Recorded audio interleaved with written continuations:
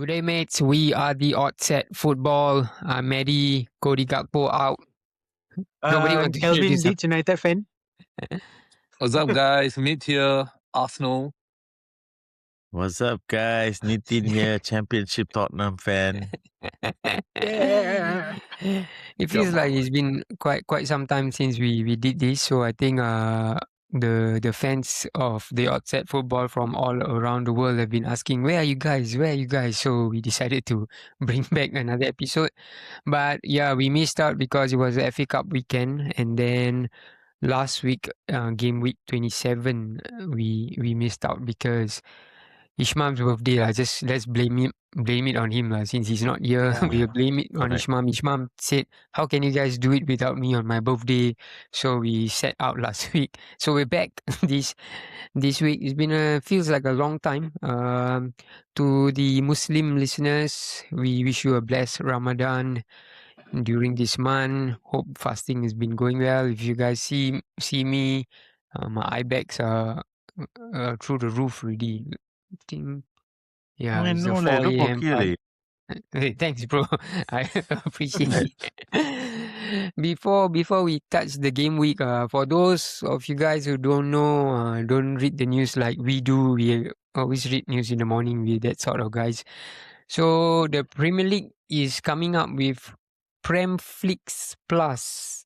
So this is going to be like a Netflix based kind of thing, but it will be showing every Premier League game from next season. And the weird part of it is they are going to start it in Singapore. What are you guys' thoughts on this? Like, are you guys welcoming of this idea, or you guys think we should stick to the current stream it on TV thing? Depends on the price. Yeah, that's the thing. They Yeah, have if it's now cheaper, then clearly stated. I'm on all on board. For as for price wise, they are saying that it's too early for us to let you guys know this information. We will let you guys know along the way. But for your information, it's been, I think StarHub is the one that's working closely with this Premflix to get this thing up and running, this trial. Meet, are you on board with this, or price is the thing that will deter you from joining the Premflix? For me also, I resonate with KL, bro. It's about price, but I'm also looking out for the content, like better content, not just match day games and everything in between. I remember when we were growing up, there was Football Focus. There was a lot of good shows where you could review the games, but now I think it has been a dip. I'm not sure why. So on weekdays when there's no games, it's basically just replays of games and everything. So at least something to look in depth into games, break it down and everything. It all depends. If you give good content, I think people will be willing to pay. Mhm. If you do not give good content, just giving games, then your pricing should also reflect that lah. I think like for Nitin, I think you will resonate with this. Like I used to have what was the WWE app called? Like it's just Oh man, WWE app, WWE right? Universe. Yeah, The something like that, Universe, right? I felt that when they were standalone app, it was much more fun because there was a lot more content. Although now Netflix is carrying WWE, right? You can Yeah. watch all the past content, but I felt like there was more when it was a standalone program. So let's see. I think it's all on Netflix now, but then it's a pain to search lah, because when you search, you're not just searching WWE, you're searching Oh like yeah, and then they the put whole it as well. library, so it's a bit of a pain. WWE is like some drama like that. Season what? Yeah. Just put the year lah. They may okay, guys. So I'm taking early predictions from you boys. How much do you think Prem Plus or Premflix Plus is going to cost? $49.99. Bro, that is so expensive, yeah. Okay, for Yeah. context, we are paying 20-ish. Okay, I'm on StarHub. I'm not endorsing StarHub. StarHub is not sponsoring me for this also, but StarHub is offering just the Premier League football for about $20 odd. So if it jumps from that to 49, I think people will be not willing to take up. Nitin, what's your early predictions? I think the price stays the same. I think they just want to test it out here because they've got a broadcaster willing to do that. My worry about the whole situation is when individual properties like this start costing on their own, Mhm. then soon you have to pay for UFC, you have to pay for CDR, you have to pay Oh, for La yeah. Liga. Then it becomes a big problem once the broadcasters are not involved.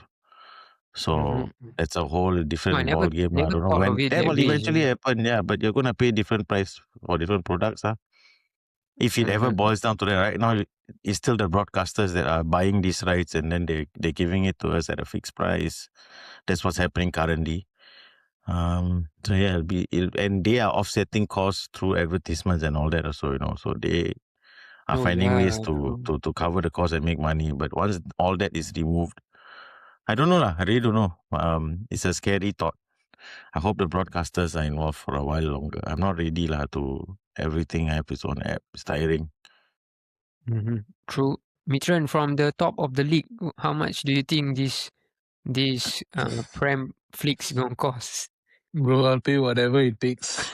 As long as we keep winning the league lah, bro. They can charge me whatever.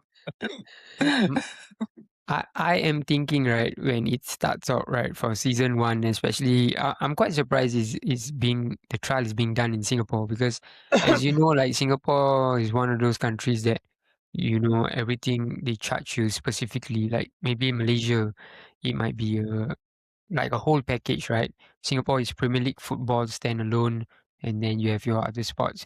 But my take on it is going to cost about $15 Sing for a start.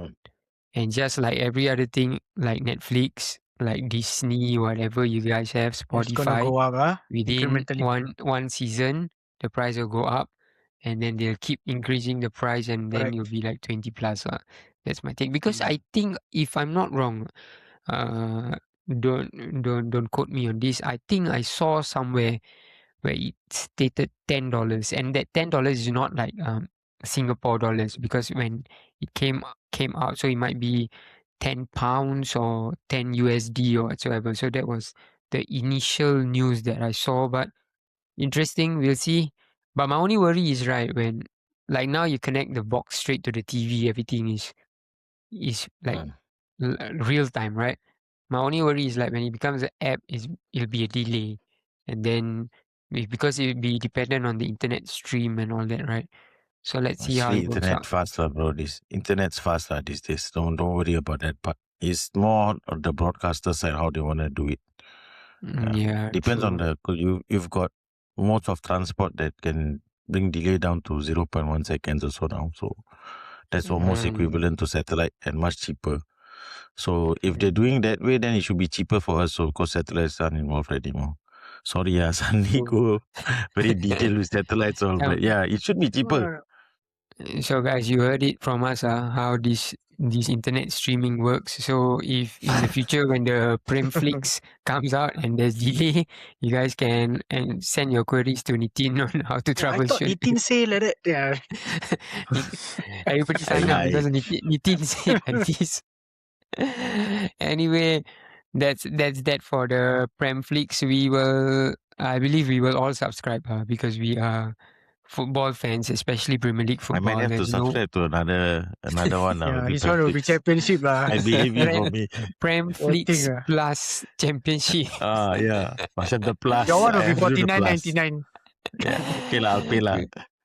We will go into game week 28's wrap up this week. A number of games to go through. But as usual, when Nitin, also interesting fact, right? I'm in the midst of all these episodes that we missed, right? It's the first time I met Nitin personally. I can't believe that. I can't believe that I have mutual friends that are about 25 years. I met some of my mutual friends at Nitin's baby function. I met friends who were with me since I was 12, and then Nitin knows them for the longest time. But this is the first time we ever met in person. Can you believe it? I don't know how Crazy this link up never happens here, bro. Funny, Singapore's also Tottenham small. fan lah, that's why. Bro, Yeah, I was we all like that. I was playing badminton and everything, right? And then there were a couple of guys who I met for the first time, and then they were like, "Hey, bro, do you do your podcast and everything? You guys are selected by your clubs, is it? Your respective clubs?" Yeah, And I bro, said, "Bro, Jesse, no, yes. Yeah, we really Yeah, are yeah, though. yeah. Definitely. And then, and then a couple of them were like, "Hey, Nitin also in this podcast, right?" And everything, and they know you, bro. It's crazy. Nitin Oh, seems like I worldwide, saw bro. from a badminton photo that they had one FAS referee, right? Yes. Yeah. It's actually yeah. So he was like, and then he was like, so you guys do you all get sponsors and everything? And I said, bro, it's Yeah, me. yeah. Bro, Jesse, yes. we just want to talk a bit. I'm a small world lah. So from the small Nice. world, we will go to Nitin's club that is performing like a very small team at the moment. Come on, you Fulham. Spurs. Fulham 2, Spurs 1, Igor I don't even Tudor's stop. second game in charge, and this is the second defeat in a row. And before Nitin, I let you take over. I saw this one stat as usual. I go and look up what stats, interesting stats there are, right? This is Spurs' Oh, longest nice. winless streak, which is 10 games. And the last time this happened was 93, 94, I think. So it's been about a good Yeah. 20 odd years for this. But Nitin, what is going on? Okay, but first of all, two games. So are you going to show Tudor to the door, or do you still believe No lah. in his project? I think we can bring in we can bring in anybody at this point and it won't help lah. It's Mhm. it's an internal thing. I think Tudor's maybe not the perfect man for the job, but he will do till the end of the season. Mhm. Yeah, we got to speak about Arsenal. Obviously, the match before this, we got hammered again. Yeah, just with our injuries, and we just can't compete. We're not. It's different levels currently. They are one of the best teams in the world, and we are one of Mhm. the worst teams in England. And it shows Yeah. on the pitch whenever we play them. So, yeah, just a touch on Arsenal. Congratulations, Mitran. It was a good win. I Thanks, still hope bro. they'll win the league, but fuck, we couldn't stop y'all. No, I understand that. Yeah. Okay. But Then the on to Fulham Fulham. game, Yeah. I Yeah. felt like I think we were all talking about it, right? Like the Spurs game the Arsenal game came a bit too soon for Tudor, especially with whatever that's going at the club, right? So it'd be difficult for him to get the result. But the Fulham game, I thought you guys could have gotten something. Where did I it also go wrong? Where did it go I wrong for also you guys? thought we could get something. So yeah, I'm gonna talk about some referee decisions. So for the first goal, there was a clear foul on Ragusin. We've been victims of this like a few times this season. It's getting a bit fishy. I hate talking about referees. By the way, I don't normally like to go on about them, but I just couldn't understand that decision lah. It's very similar to what we've seen this season against us, and we don't Yeah, get the same call. So it's frustrating. So maybe the first goal shouldn't have stood. The second goal is fantastic from Iwobi, by the way. what a I goal! also think What a he's such goal! an underrated player. I hope he gets a big move to a club Arsenal. maybe in the top 8 that can challenge more. Yeah, even he wouldn't be a bad signing. He's really a quality player, and he's proved that over a couple of seasons now in centre mid. Yeah, so brilliant goal from Iwobi. Can't do anything about that. First half was a bit abysmal from us. Second half he came out looking more threatening. The formation started to work a bit. Kolo Muani did a lot of runs down the channel, and he found some decent positions. Mhm. Yeah, we created a few chances. Conor Gallagher one time pressed high, won the ball almost in their penalty box. Then I don't know, for some reason, lack of composure or whatever, he couldn't find a body in the box. Yeah, we were not very good until Tell and Richarlison came on. They brought a lot of fight to the team. At least I could see they wanted to change the result, both of them. And it was Tell actually who was instrumental in the first goal. Made a positive run down the left. Waited for Archie Gray. On his wrong foot, Philip delivers a perfect cross for Richarlison to head in.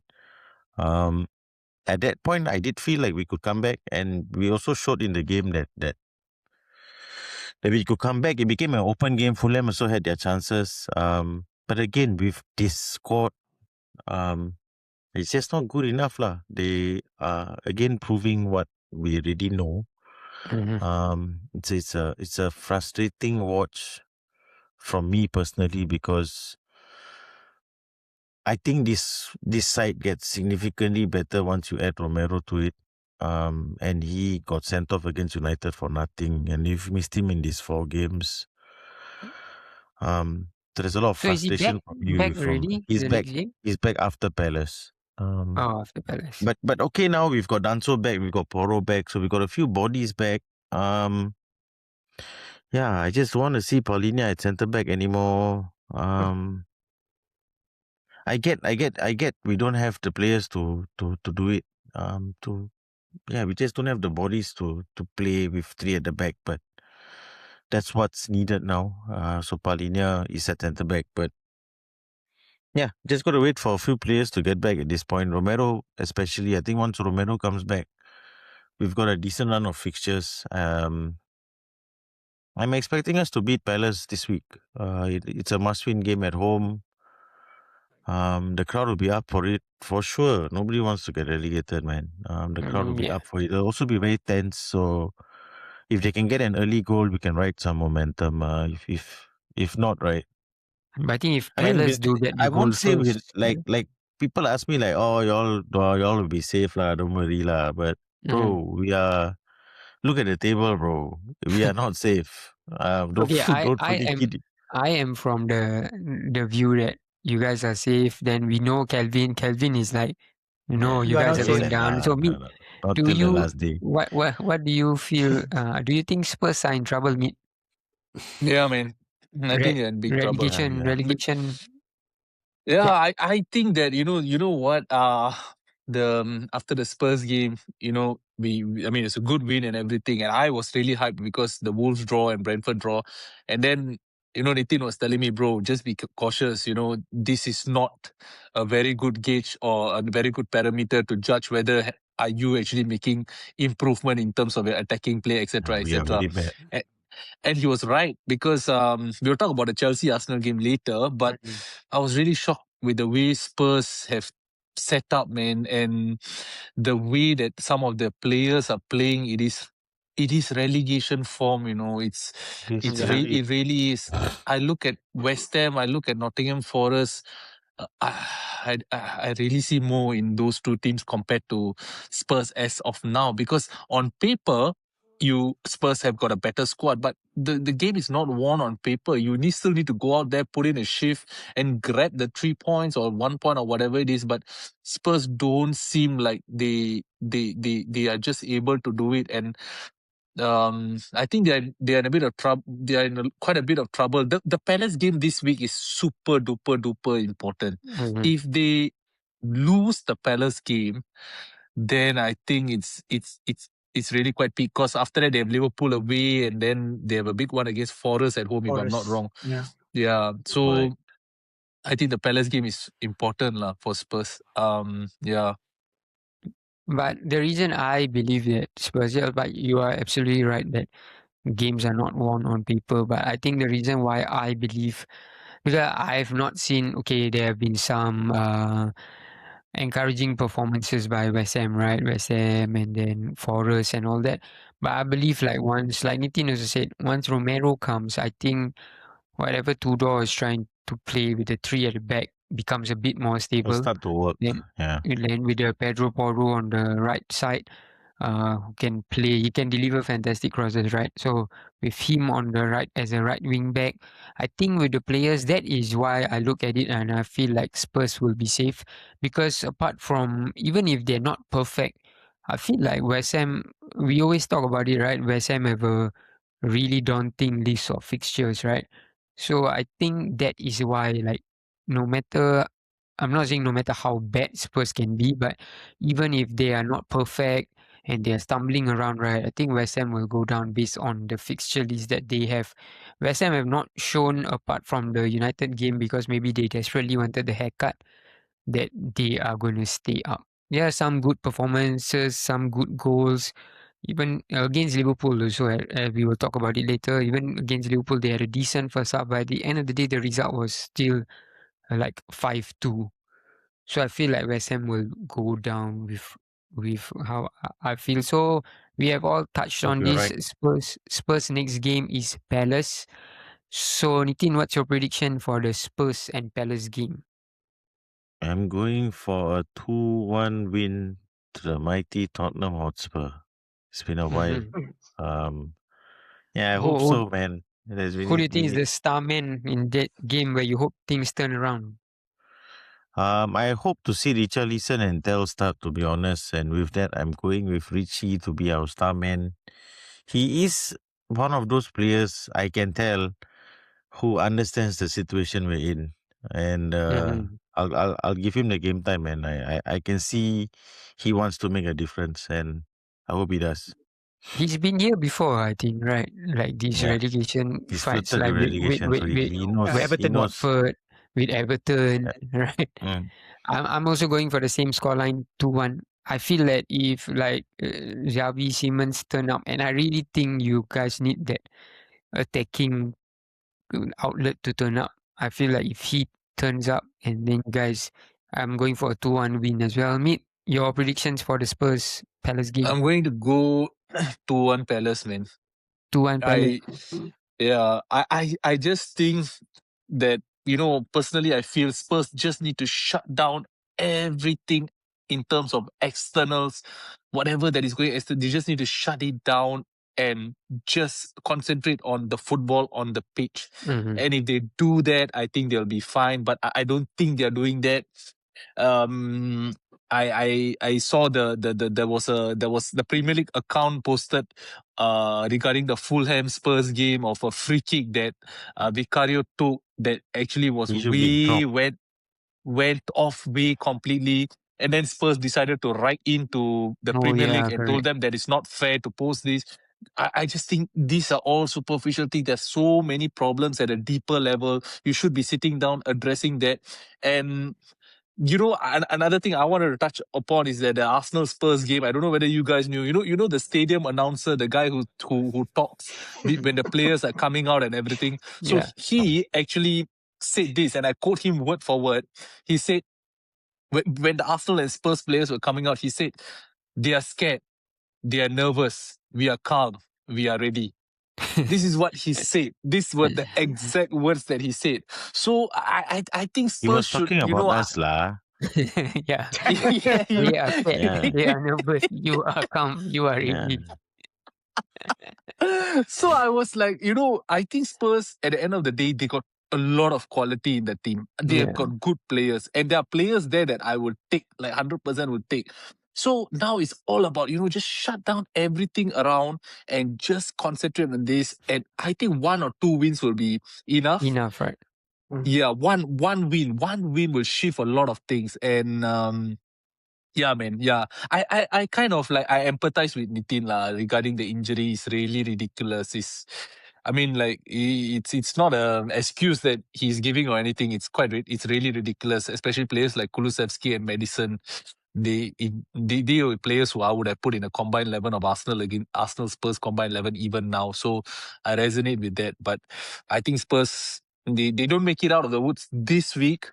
I think Palace will do it, but let's see.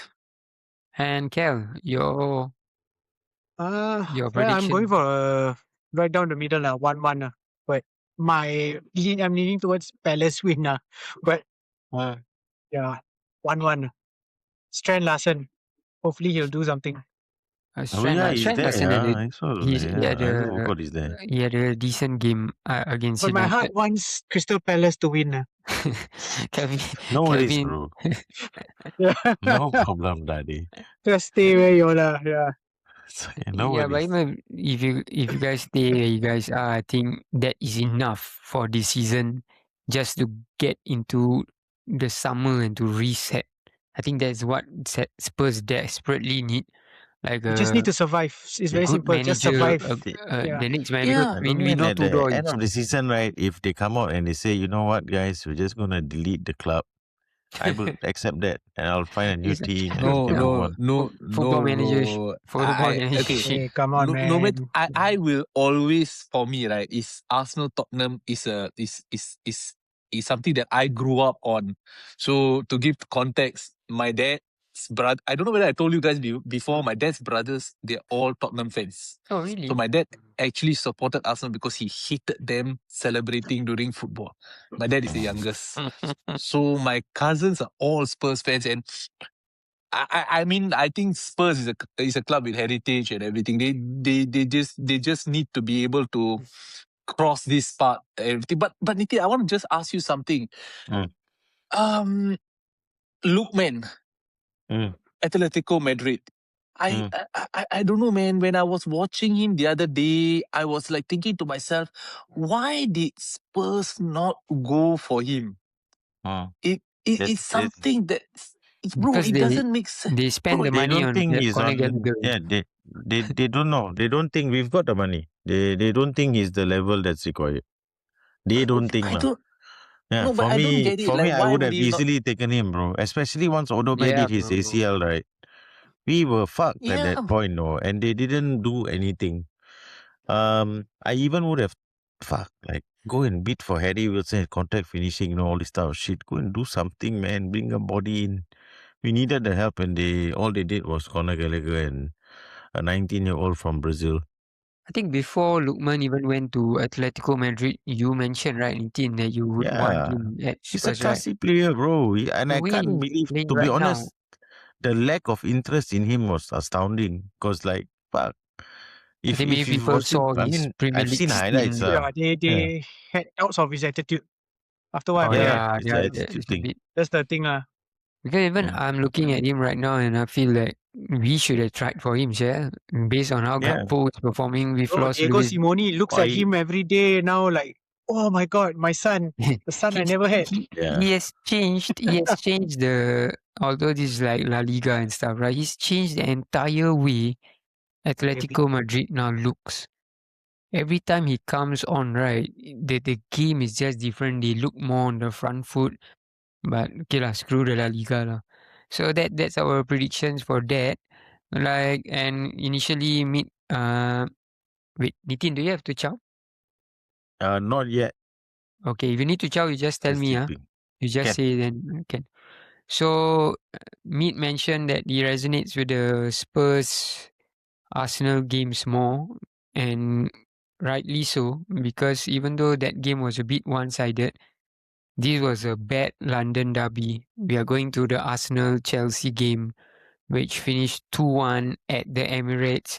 This was the set piece derby, and I'm gonna give it to you, Meat. But here are some of the things that I gathered after from some of these pundits or hosts. Schmeichel and your ex-player Freddie Lundberg said that they can't believe this is how the London derby is, and they don't resonate with it. But on the other hand, Yap Stam was more sympathetic of it. Yap Stam said that you have to win football games. So whatever way you win, you have to find a way. So he said if it's from set piece, then it's from set piece. So Meet, what do you feel about this game? Like I watched it until halftime and then I fell asleep. Two set piece goals in the first half, and then the second half is another one. Meet, so we I don't wish to even ask you anymore, is it sustainable? Because it looks like it's sustainable because we are in match week 28. We have about 10 more games to go and it's been doing well so far. Are you happy with Arsenal's performance in this game, or do you feel they could have done more? I think honestly, bro, I have kind of passed the phase of that question regarding are you happy? I've reached a point where just get the job done. Just get it done. Like somehow get it done. We have to micro analyze it if it's not done. If it is done, then we don't have to micro analyze it. We will take it and we'll move. I thought Arsenal were not very good on the day. I said it in the group. Second half, we were really poor. After the red card to Pedro Neto, we were even worse. We gifted Chelsea chances after chances. And yeah, man, if I'm if I'm an opposition fan, I will be like, what the shit is this? Like, how can a team that is doing this week in, week out win the Premier League? It's a very bad endorsement for the league. I just feel that, I'm okay with it. I'm really, really okay with set pieces and everything. And I'm like, I think the criticism that is being laid on Arsenal for set pieces is a bit too much. Like a lot of the pundits and everyone is going in, it's talking about how soft we are, how we have a soft underbelly, how everything is completely opposite to what I grew up on, where people used to call us soft. Now they're saying the opposite, Jealous. Yeah, I don't get it. I really don't. And everything. I felt that in terms of attacking play, we could have done more, a bit more. Yes, definitely. But 3 points, bro. It's literally, it's another. How many games are we left? For Arsenal, it is. Oh my god, I forgot how many games. 10 games. 9 games or 10 games? Arsenal 10. Is it 10, 9? 10. Should be 10. Sorry. Arsenal is left with 9. You guys are left with 10 9, because we oh. played the extra game, right?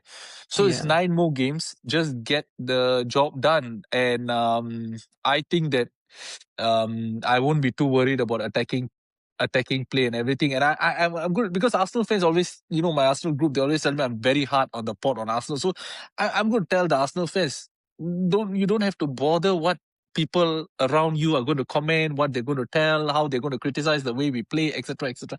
There's nothing to bother about. It's this is how it is. This is how we are. This is where we stand. We're top of the league. We finished first in the Champions League. Although I do accept that doesn't mean much, but it gave you guys a good draw at the end of the day. Yeah, we've been good. And I just get this feeling that, at the start of the season, Berta came to Arteta and told, I'm going to give you these shiny new toys in the form of Eze, Gyökeres and Mosquera, etc., Hincapié. And Arteta is now deciding when he want to use them, how he want to use them, and what is effective. And I respect him for that because he has found an effective way for us to gain points and win football games. And that's why the game is played, right? Is to win games. From a fan perspective, I do get it. It's the entertainment aspect. But from their perspective, it's a business. Yeah, it's a business. So I think that is fine. But bro, I need to tell you guys, if it doesn't work out at the end of the season and we finish second, it will be very, very bad showing because not only did you end up playing this kind of negative football, but you didn't win the league with the negative football. You know what I mean? I have a question. If you guys get it done this season, right? Of course, now what's important is to wrap up the league and get the title, right? If you guys get it done this season, would you want it to look different next season? Or you be fine that this is the Arteta way of play, this is a style. So going into next season, are you okay with it just being the same? Okay, for me, for example, although Slot won the title last season, right? I wanted a bit more because I was used to what Klopp used to do, right? So the football was a bit nicer to watch. Although, both of them got just one league title to show for. But I saw what Klopp did, and then when Slot won, of course, I was happy, excited. I'm not going to take it away from Slot, but I felt like the football should be a bit better. And when we invested heavily this season, I was expecting a bit more, more on the front foot and all that. Of course, we know now that it's not happened so far. So would you be okay if in going into next season is the same way, or you would like to see something different? I'll be okay, bro. To be very honest with you guys, I'll really be okay. Because I can see that he has got tactical flexibility. In the Champions League, the way Arsenal play is completely different from the Premier League. So it's not a one trick pony or anything. He's not a one trick pony. He knows how to change it up. In the Premier League, against certain teams, he's able to do it as well. So I think he definitely has that in his locker. And I think we are just so effective at set pieces, man. Like, why would you change something that you are so effective at? It doesn't make Exactly. sense to me. And if we do change it and we drop points, it's the same fans who will be blasting him, True. telling him, why did Why you did you change it? change? It Yeah. was working. Why did you change it? Who asked for all this entertaining football? We don't want that. Give us the 3 points. Where are the corners? I assure you that will be the tune that will be sung. So I think what he's doing is spot on. And I mean, the way the corners are being delivered and all, it's so good, man. I mean, I have not looked into corners so much before in my life, to be honest. But now I'm starting to really grow affinity towards it. The way it's swung in and everything. I think someone in the summer, sorry, maybe bro. you guys might need to extend the contract of the set piece coach. Maybe he might be people will be looking to sign him up. He might be the biggest signing of the summer. He's the most important figure in the football club at the moment. I read that Nick for Joe. every goal from a set piece, he gets a bonus. Is it? Yeah, he gets a bonus for every set piece goal. Wow, he's earned a Good lot season this for him, season. He's swimming in money, man. This Yeah. is a, Wow. but I heard he wanted to leave. He wanted to leave or something, and then you guys extended his contract, and then with that came this bonus clause, right? For Yeah. it's crazy, man. It's crazy. On the flip side of it, Chelsea again with indiscipline, but for some reason I felt that they played better with 10. I was watching through what was going, and then David Raya made a wonderful stop from Yeah. Garnacho. Garnacho is He has for been very good. Chelsea. 3 Yeah, or 4 saves that game actually. I think Raya. like Raya has really elevated his game, and with that he's elevated Arsenal's defense as well. Because I never viewed him as like a Premier League winning keeper. Right, I know David Raya is good. Right, we saw him at Brentford, and then like even last season and all of that, he used to still have that mistakes, like the odd mistakes. But I felt like he's cut a lot of it out. But what makes it this Do you season? think he's world class though?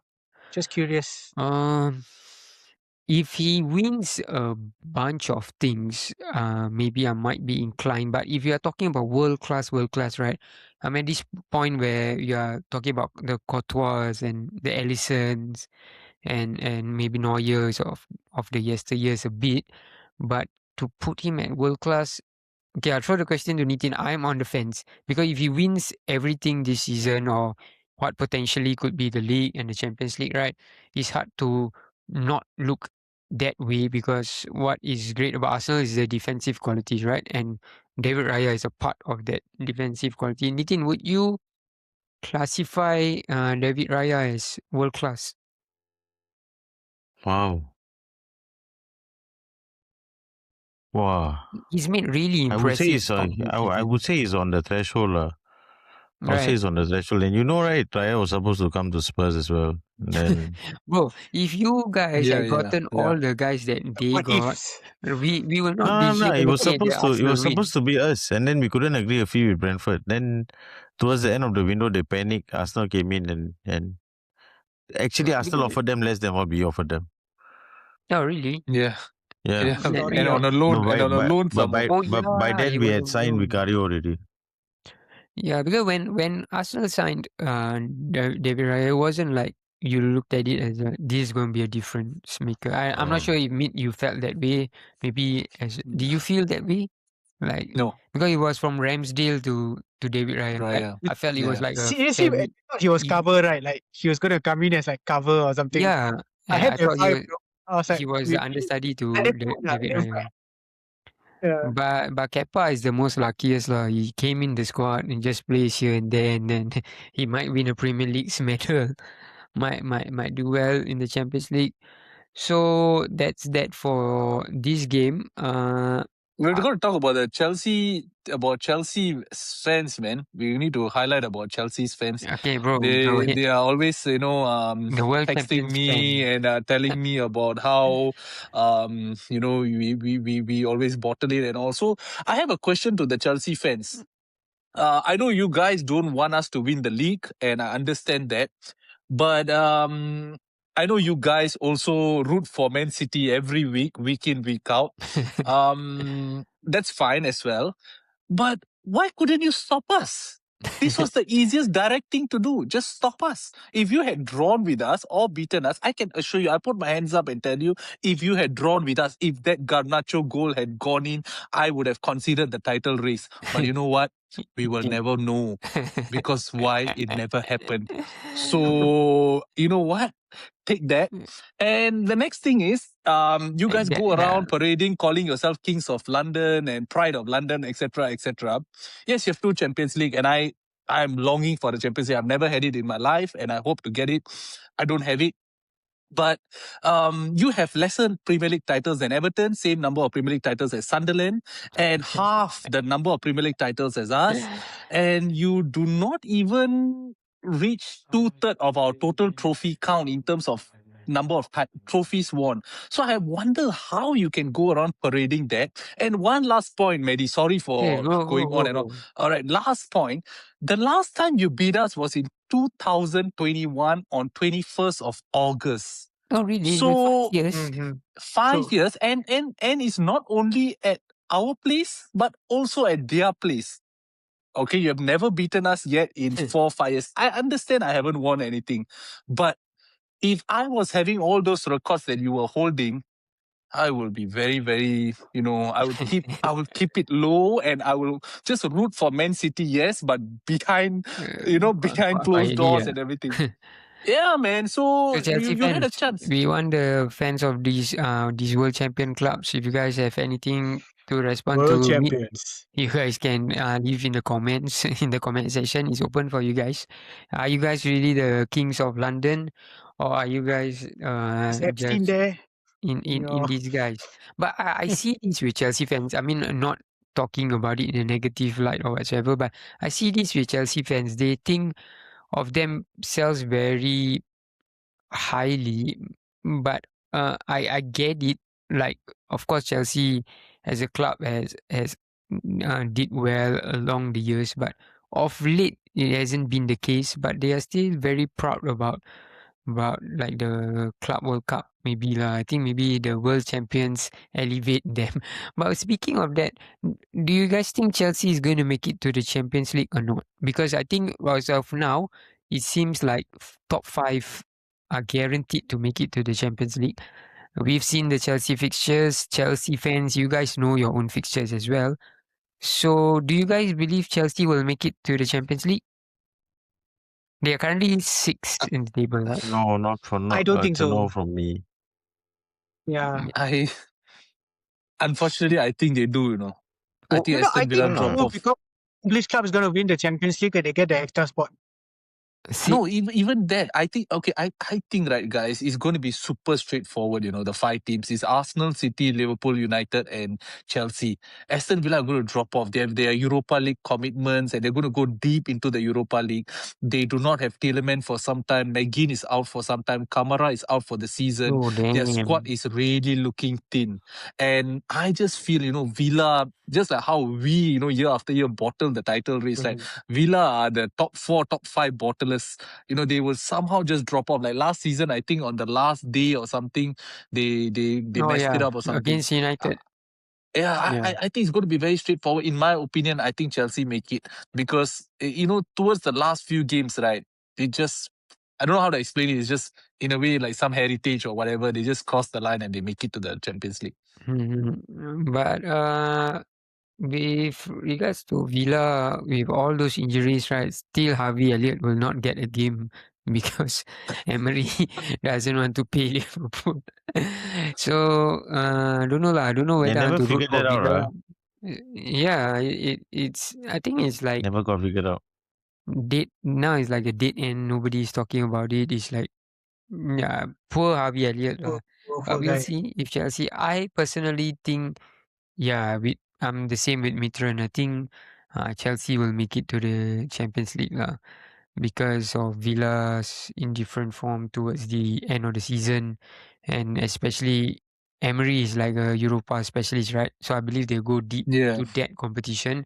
But with that, but that is another way for them to get to the Champions League. If they win the Europa, then they get to the Champions League as well. So it's a win-win situation either way for Villa. So let's see. But Yeah. let me one last thing to add on to Chelsea, right? Chelsea fans, I think y'all are coming full circle. During Roman's reign, y'all started to spiral in terms of successes, trophies, and everything. But I just feel that now you are coming back down, and now it's more of a top 4, top 5 kind of thing. It's you're not ready to compete. A lot of the signings in the summer are very questionable. Garnacho, and Gittins. Gittins, etc. You let go of Madueke. Madueke, I'm not a big fan of Madueke, by the way. You let go of Madueke and everything. So I just think Chelsea are in a bit of trouble, and I am predicting Cole Palmer to actually leave. Either I'm not sure that this transfer window, but the next, because bro, I'm telling you, he's a huge United fan, and I can see United coming in big money for him after Bruno, take over Bruno. Yeah, exactly. That was the exact profile that I thought he'll replace. And I think Palmer will go. So Chelsea fans, just be careful, you better get your summer window right, and if you mess it up again, then you might be looking at where you were before Roman was But around, and that was owners like young boys lah. So we the owners gonna But with that being said, okay, Chelsea fans, I do have some sympathy for you guys because it was sanctions imposed on Roman, right? That made him sell the club and all of that. And then you got this American. So sanctions should be also be imposed on Americans, but I will not talk any further about that. So from there, we will move on to the Leeds. Kelvin, your game against Manchester City in what I thought was a impressive 20-25 minutes showing from Leeds. Although you guys lost the game at 1-0, the atmosphere was buzzing. Yeah. Nitin, do you have to go? I hear like baby crying, is it? Yeah, I saw here. Yeah, yes, but actually can lah, guys. I think I might have to jump off lah. This Okay, ciao. Okay, bro. Guys, Nitin Thanks for baby joining, crying, bro. so we're gonna say bye to bye, it. bro. Sorry. Cheers, Okay, take care, man. man. Ciao, bro. Ciao, ciao, Ciao, ciao. bro. So Nitin is off for fatherhood duties. As I mentioned, impressive showing from Leeds, especially in the. I feel like you guys could have been like 2-3 ups here in 20 minutes. What a waste, man. That first Right. 25 minutes. My God. But I still think that Calvert-Lewin miss, they would have brought it back and it would have been disallowed. Oh, really? Because, they would have disallowed it. From the foul, they'll say it's a foul. Yeah, 100%. Okay. But he did have another chance whereby he just went narrowly wide, right? Correct, yeah. So we played very well. Actually, that game has cemented in my head that I don't think we will go down already. Like, if we play at that high standard, not really. I think you guys have been playing in that high standard for quite some time, sir. That's why I think week in, week out, all of us tell you that you guys are safe. Like you have nothing to worry about, right?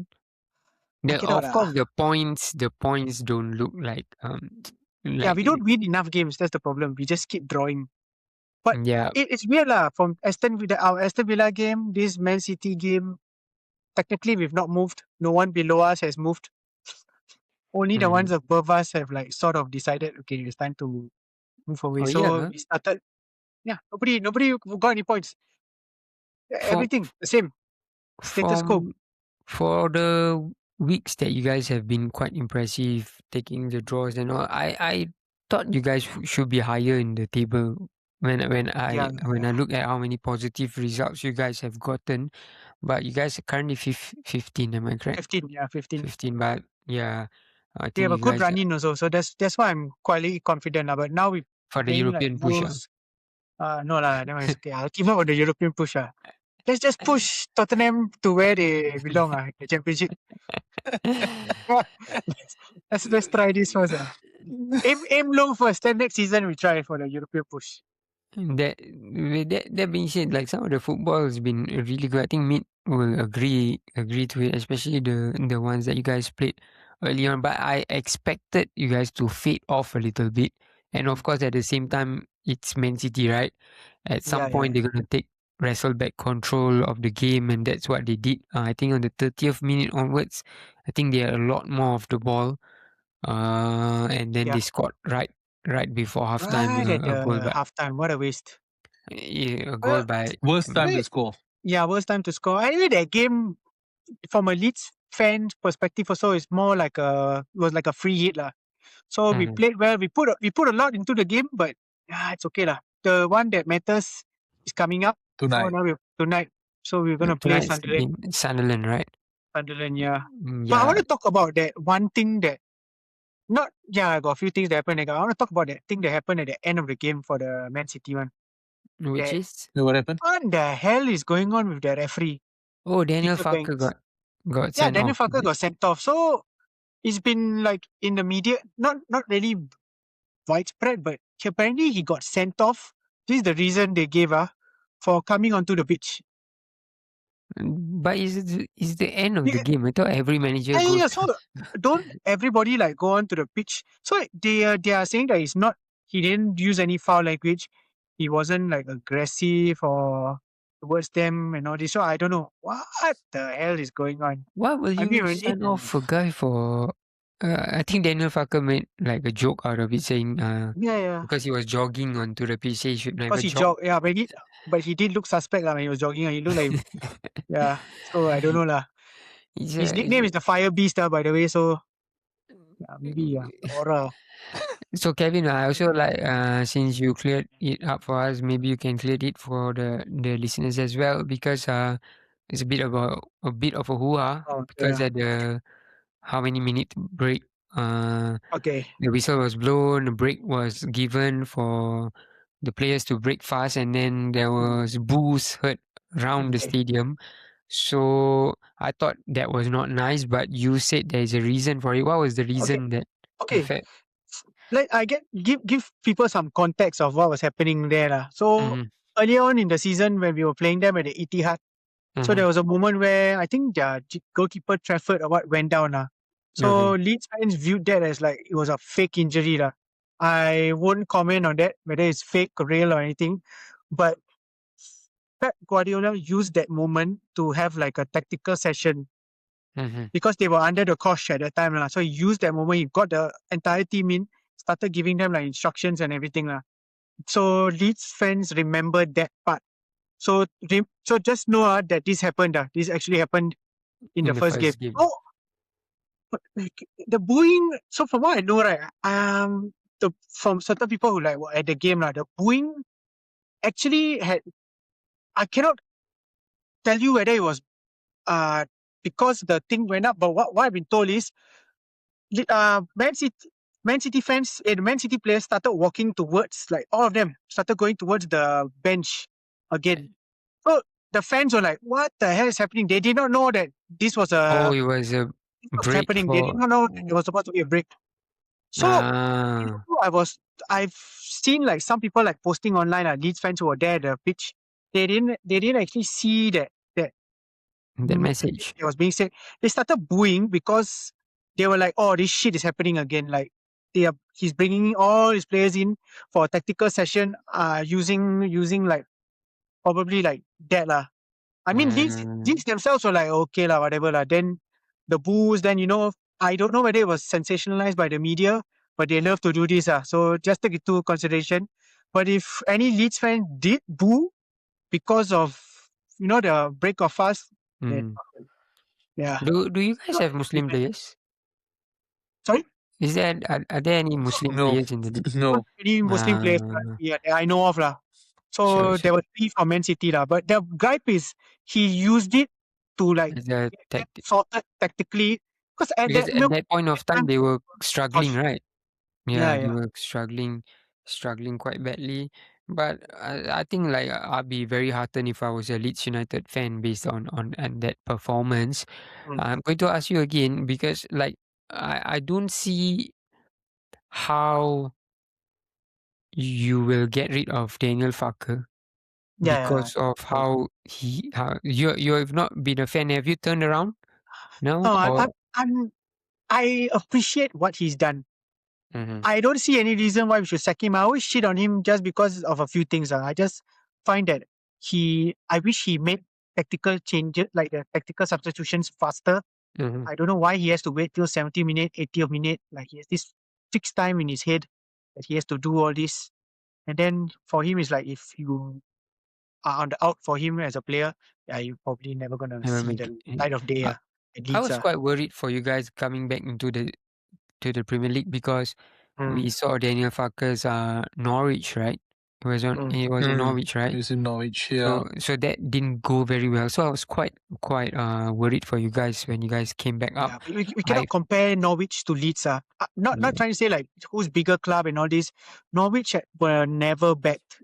That guy was like treated like crap. Like he just went about it because he just chose loyalty. He could have left. He actually could have left from the second season to join a German club, but he decided, nah, I owe these guys loyalty. So and then he stayed. Then he still got sacked.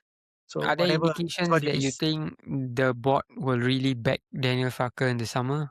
Do you feel like it will this happen? summer, Yeah. the coming summer, yes, they're gonna back him. Provided we stay up. I Because think which the looks current likely. SCR model will help us way more. Yeah. Yeah. Meet, how impressed were you with Leeds, man? You had an eye on the game because you wanted City to drop points as well. Tell them what happened to when your wife wanted a massage. I mean, how no, important man. this game was. I was telling Kel that, I was quite confident. I think I told you guys in the group also, I felt that Leeds will not lose this game. I think Leeds gave a superb account of themselves. Yeah, I'm gutted that they didn't come away with anything, but they really gave City a game, man. And City were hanging on towards the end. Like at the last part of the game, it was mainly they were like holding for their lives. So I think, as an Arsenal fan, I feel sad that Leeds didn't get anything. But as a Leeds fan, you should feel very heartened by that performance because I don't think Sunderland or Burnley or, teams that are lower down in the table will give that kind of a performance. And if you replicate that performance you gave against City, against most of the teams in the league at Ellen Road, you win. Yeah. Most of the time you win. Yeah. So yeah, exactly. So it's excellent. And I think Fuck has done a wonderful work. I think earlier on we were talking about how Arsenal's play set piece negative, right? I think Fuck has instilled a way of playing that is really attractive football. The nice to watch, good hold up play by Dominic Calvert-Lewin. Aronson is silky. They got a stick. First time I watched Stark for full 90 minutes. Okay, I watched a few Arsenal pods over Monday and Tuesday, and they all gave him his flowers, man. The guy is good. This Stark guy was bought for 20 million. And you need to watch out already. They're going to sign him like they signed the Norgard. In case anything happened to Rise, he's back up. Put him. He's good. He's sign good. him and put He's him on the really bench. Yeah. So and I wanted to shout out Joe Rodon, the centre back. I love Joe Rodon, man. These are the players, right? Joe Rodon and like, for example, like Ballard. Warrior. These two guys are the guys, right? I hope like we had in Liverpool, like these kind of guys, right? Because typical your old school English centre back. Because like, okay, if you look at like the traditional so-called big six, right? They emphasize on the silky or can look track the pass and all that. But you lack the defender that just goes in. I feel like Joe Rodon, Nitin would have wished they kept him. Yeah, they would they would like Rodon now. All right, with all the defensive crisis that's going on. So so but I want to be fair as well. I wanted to give City I have to give City their flowers. They got the job done. Tough ground, title race, and they're starting to prove like they're going to be on our neck all the way. So although I hate them and I can't stand them, I still got to accept that they are a very, very, very good team, coached by an excellent. Without Haaland. What made this impressive is it was without Haaland, and I thought Marmoush had a bad game. So for them to get the 3 points, which made it their 4th straight win in the Premier League, I feel like, although I feel they are not going to be perfect, right? But this is like the Man City, or when you look at it, sometimes, especially as a Liverpool fan like myself, right? It gives me like PTSD, like, is that City, they just get the win, non-stop get the win. But what has really made a lot of difference for them that have put them back in the title picture is what they went to do in January. Semenyo, how many goals has that guy scored for them by now, right? What? 6 in 1 month. Man, that's crazy. 6 goals in 1 month. So their January signings is the one that has put them back in the title race. I really believe that How if much they did they cost altogether, by the way? Those two, Guehi and Semenyo? Gehi was 20. Less than 115 million.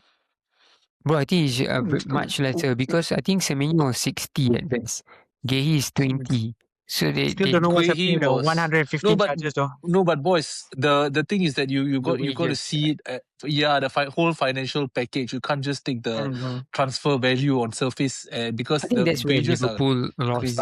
lost out on Gehi as well. I Yeah. think the minute it was 300, I think Gehi is he bumped up from a 50k at Palace to a 300k at City. I think Liverpool were not prepared to. But these are the things that sometimes you need to take the risk. Like City knows that.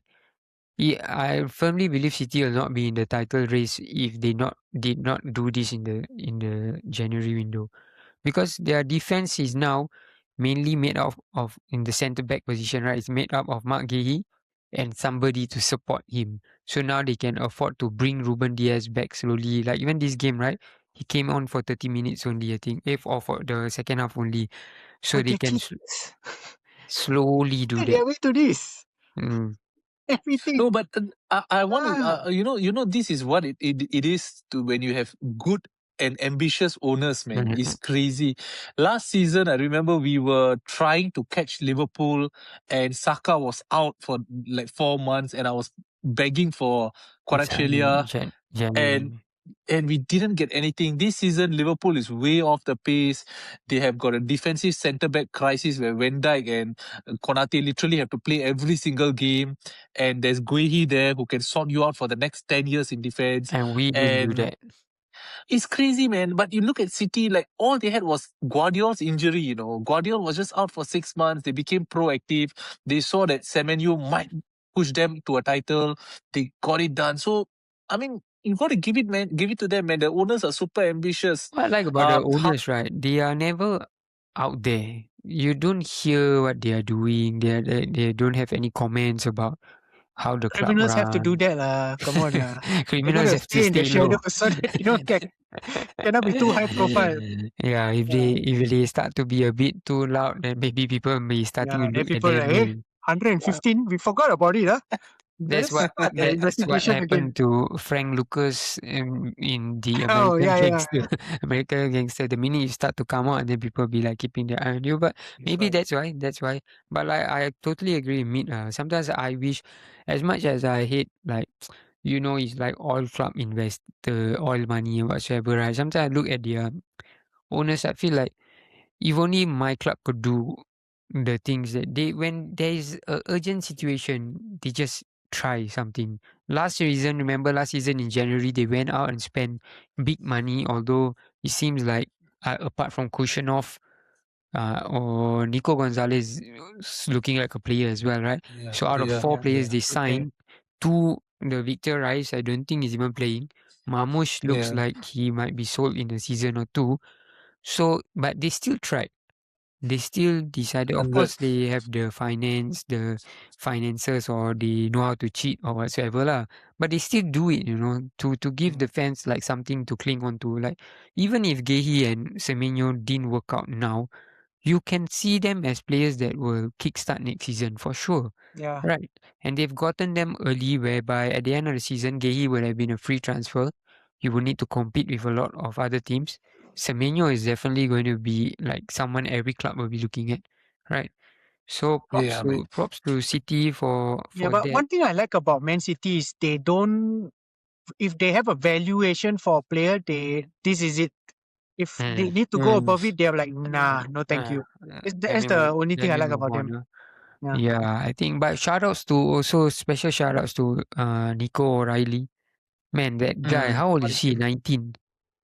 18, 19, around there. He seems to be like this. I was with one of my friends watching the game. He said like he seems like he's a John O'Shea type of player because he's a Man U fan. Because John O'Shea you might see playing at the centre back, they might be at left back, and they might be up front. up top, right? So Utility player. and I think England will really need to bring him, man. I don't see how England don't bring him to the World Cup based on what he's been doing. If he stays fit, and then England, who's the left back? There's no dead set left Luke back, Shaw. right? And that's Luke you. Shaw. Can you depend on Luke Shaw to stay fit? Although he's done so this season, but can you just say, let me take Luke Shaw and that's it? My right. So I believe Nico O'Reilly is going to the World Cup, man. Shout outs to them, man. But it's Good been player. another gritty win, and every time that City get this sort of wins, you can see like Pep celebrates. They know it's hard work, but this one I don't think is sustainable. Although I would like the title race to go right to the end, right? I just don't feel it's sustainable. This 1-0. For Man City, you're talking about Man City. Yeah, Sustainable for them. yeah. This 1-0 wins I think it because goes down to the Arsenal game. Mhm. Whoever gets the result there Actually wins the the Carabao title. finals. I feel like the Yeah, that one Carabao important. finals. Mentally important. Yeah. No, actually, for me, right, boys, I just feel that it's personally, I've been telling myself this for some time. I think tomorrow's game, if Arsenal beat Brighton tomorrow away, I think they get the job done, because after that, right, you're looking at 8 games left with 5 home games and away games to West Ham, Palace, and that City game. And even if we do lose that City game, it would mean City need to win all the remaining of their 9 games to win the title, so, which I don't think they do. So I think the Brighton game tomorrow is super important. I think if we win it, then the home games, the home crowd can push them on and everything. But yeah, Are there and any that tough fixtures at home?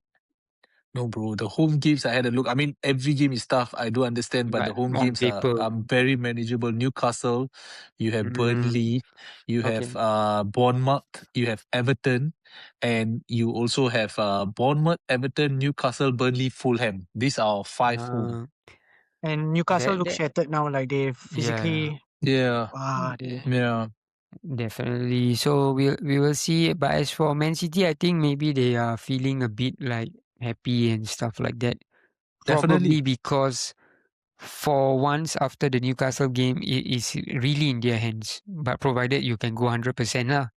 But if you can't get 100%, if you do 100%, you're getting the league. I think maybe that's what is keeping them pumped up. But we will see.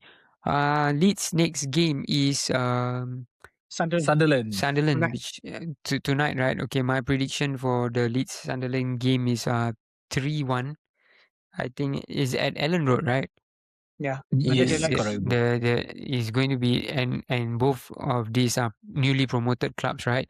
I think the fans will be going mad at this one. They're gonna be up for So this one.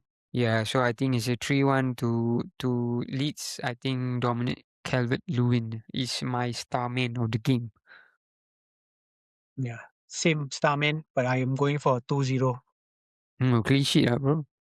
Bro, your goalkeeper need to shave Rodon, off. Rodon. Your goalkeeper need to just shave the hair. The hair is so annoying, yeah. It's like this. Sell them both off. Go and get Trafford or something. Oh yeah, man. Trafford is being like wasted on the bench. Meet your prediction? Mine is exact same as Kel, bro. Same score, same starman. 2-0 Dominic Calvert-Lewin. This game happens at 3:30, right? 3:30. 3:30. So by the time tonight, man. this episode comes out, you will already know if we got this one spot on or not. We're gonna go into the Liverpool, my team's game. Liverpool 5-2 victors against West Ham at Anfield. Every goal scored by Liverpool was a reason to celebrate for Cal. Cal lives for West Ham's demise.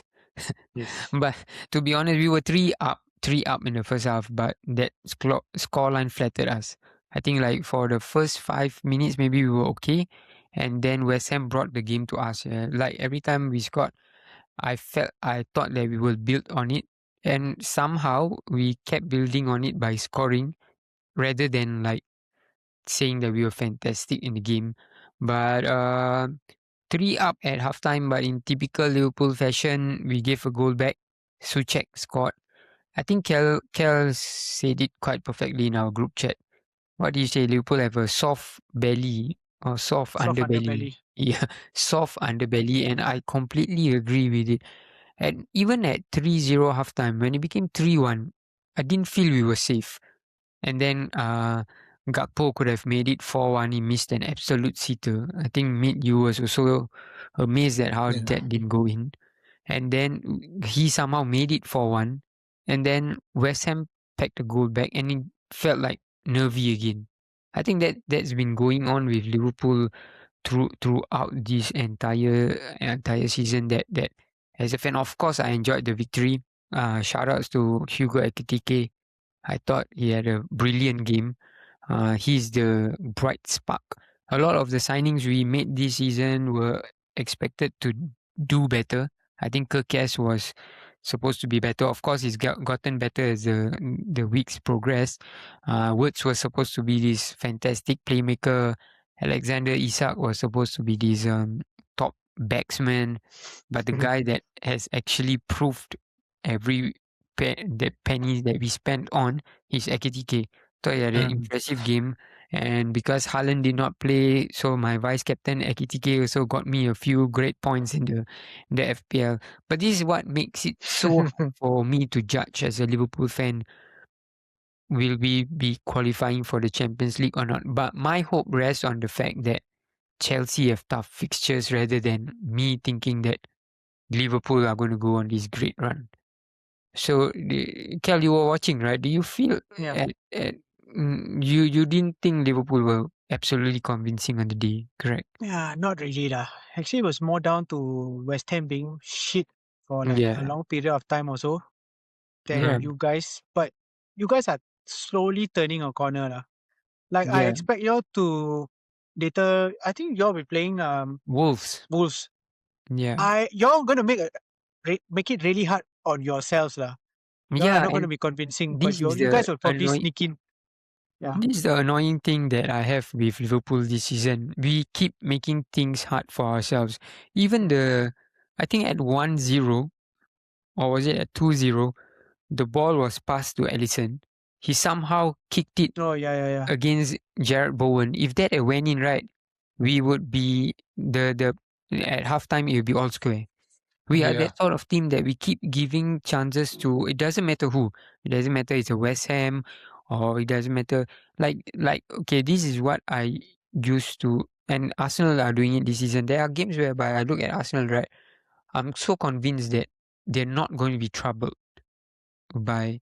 Well, of course, you got your odd results like you drew against Wolves and all that, right? But majority of the games, sometimes you look at it, it's like, okay, can Arsenal score? But for Liverpool, it's like I feel like no matter what game we are playing, we are always going to give opposition a chance to get back in the game. And if this was not West Ham, right? If we had played somebody else, I think we might even have drew this game. Although we had a 3-goal lead at halftime. That's how bad the season is. What I think we are also at this stage of the season, there is nothing special to pinpoint anymore. I think it's just this is how it's going to be until the end of the season. Whether they remove the manager or they keep faith with the manager depends to be seen. So it's about him figuring, if he stays, it's about him figuring what to do for next season, much like in his first season. Can he do something new? Because last season he felt like he had the Gravenberg at the CDM role, and then it was a bit more controlled. It was something new. People couldn't really figure us out. And this season we've been figured out badly. We do have some signings that I'm excited about. Although Jeremy Jacquet, I read he's going to go for surgery, so we don't also have a fantastic record with players injury problems. Because every time we need a defender goes down. But shout out Joe Gomez. He played on the right back. He is never going to be Glass fantastic. Gomez. He's Very good. if people do not know this, right? Joe Gomez has never scored for Liverpool.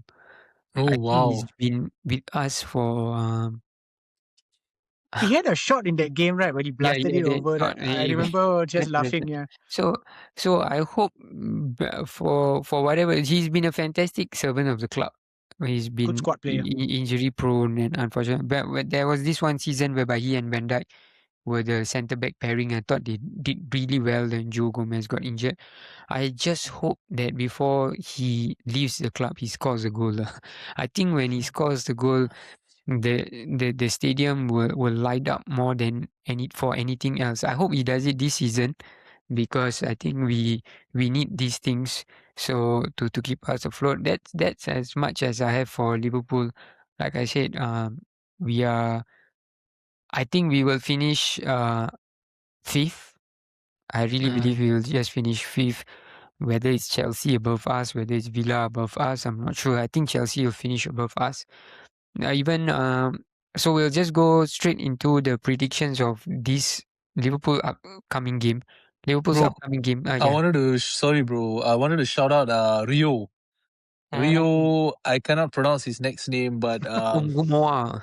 yeah, man. I think Mehdi, you pointed out saying that he want to see something new from Slot, something different from Slot, and here's a perfect opportunity. I don't think Gakpo does anything at all, man. Not even the defensive Yeah. work. He offers nothing. And the goal, I don't rate that goal. I'm so sorry, Liverpool fans. I rate Ekitike a lot. I don't rate Gakpo's goal. It's a deflection. Yeah. And he has been very, very poor for a very, very long time. This young lad, he's 16, 17. I don't know how old is he. Guy beats his player. He has space on him. He has trickery on him. He has a beautiful skill set. Give him a chance. Let him grow. He might be your starting left winger next season. You know, you never know. That's how these players come up, right? I remember Cesc Fabregas. That's how Cesc Fabregas came up. You know, that AC Milan game for me. So I think Slot has a chance to unearth a real gem here, a diamond. Yes, you need to polish it up and everything, but there's clear raw talent that is waiting for you to tap onto, and he can tap onto it. So I thought he was very, very good. One of my worries and one of the reason why I want to see the back of Arne Slot, right, is we might eventually lose the talent that Rio is because of Slot's unwillingness. He knows, the guy knows, like Rio, I'm sure he knows. Every time he comes onto the pitch, he does to create things and all that, right? So he knows that I can play for some other club. If another club comes, and Slot hasn't been the greatest ambassador for youth players, it seems. He's let go a lot of our youth players that Klopp trusted. And we have like the Harvey Elliott's, we have the Bobby Clarks, we have some other guys as well. He's let go of a lot of these guys. So if Slot stays around and if he's not going to use Rio, especially if Gakpo is playing to a decent level, and then you are quite hesitant, and I do believe that there are some facts in what Slot is saying when it comes to, you know, Rio might not be ready for 90 minutes, and I can agree with it. But you can't tell me that when you promoted this guy to your senior squad, he's not good enough for 30, 40 minutes when Gakpo has been ass for so long. Or just start Rio, keep Gakpo on the bench. Start Rio. If you feel like he's fading out, then sub him, put Gakpo in since you like Gakpo, right? I feel like if we keep on to Slot, right, we're going to lose Rio. Especially given how he prefers Gakpo no matter what, right? He likes the Dutch passport. One of the And players also- that he impressed in this game was Somerville, who also has a Dutch passport. So Slot might just sign him and then let go of Rio. So we will never know. But don't forget, you all got Chiesa, the poor guy. He exists. Chiesa, I think somewhere there. Chiesa, I think the project is done. Even yeah. if he's not even a project, he's not even a project. It was a week assignment, the first week assignment, and then after that he decided to. Mamma mia. The only way Chiesa get back in this squad, right, if he gets a Dutch PR, maybe he might might stand. Yeah. And unfortunately, once again, a really poor showing by Mo Salah. As much as he's been a Liverpool legend, a face of the club, it's either he becomes a squad player next season or He I don't moves know, on. man. He goes off to Saudi or something. I wish Mo all the best. And the best part of it is I just saw today Mo posted he's getting on with the new players. I saw he lepak at the house. So he was AKA Frimpong. Kerkes apparently is one of his best friends at the club. Yeah. Sobozalai. Right. Kirkes took Oh, a photo of his trophy cabinet. Soboslai. Oh Yeah. yeah. It was We are insane. What a but player, man. Soboslai. yeah. If we don't have Soboslai right this season, I'm not sure where we will be. We might be 10th God, you or guys need to something. tie him down on a contract. But I hear that Madrid might be coming, and then I also hear that Soboslai's childhood favorite club is Madrid. So, Mm. and do you guys also know that Soboslai is very good friends with Trent? Oh, I So didn't know yeah, that. so But why would Trent want to tell him to come? Because Trent would be like, hey, this place sucks ass. You got Vinicius who's a dumbass. that is do you guys see that Madrid lost again this morning? They lost Yeah, to yeah. Getafe, I think, 1-0. Bro, the Getafe team, they play this thing called Satan ball. What's that, Chetan? It's crazy. It's 10 men behind the ball. But you got to see their goal. Wonder strike, that one. Mm. But I their only saw the goal. system, borderless. Yeah, Wow, really. crazy, man. You Oh, And think Arsenal is crazy on the set pieces like they were? You wait till you see this guy, I the way he got to starts go his and team up. look it up, lah. don't show it to Ateta. Bro, Arteta surely knows already, bro. It's the Spanish league. Yeah, Confirm he's been paying attention and taking notes. So yeah, Liverpool's correct. That's why. Liverpool's game this morning will be against Wolves. Liverpool away. I predict this game to be a 1-1 draw. My star player is going to be Mane. Apparently, this Mane is of course not Sadio. This Mane is Matthias Mane. Is it? What? Yes, correct. Matthias Yeah. Mane. Apparently, we are looking at him as well for the summer. Apparently, he's visited the training ground or something like that. God knows. If he comes, then Rio might also be looking at lesser game time lah, because he's predominantly on the left as well.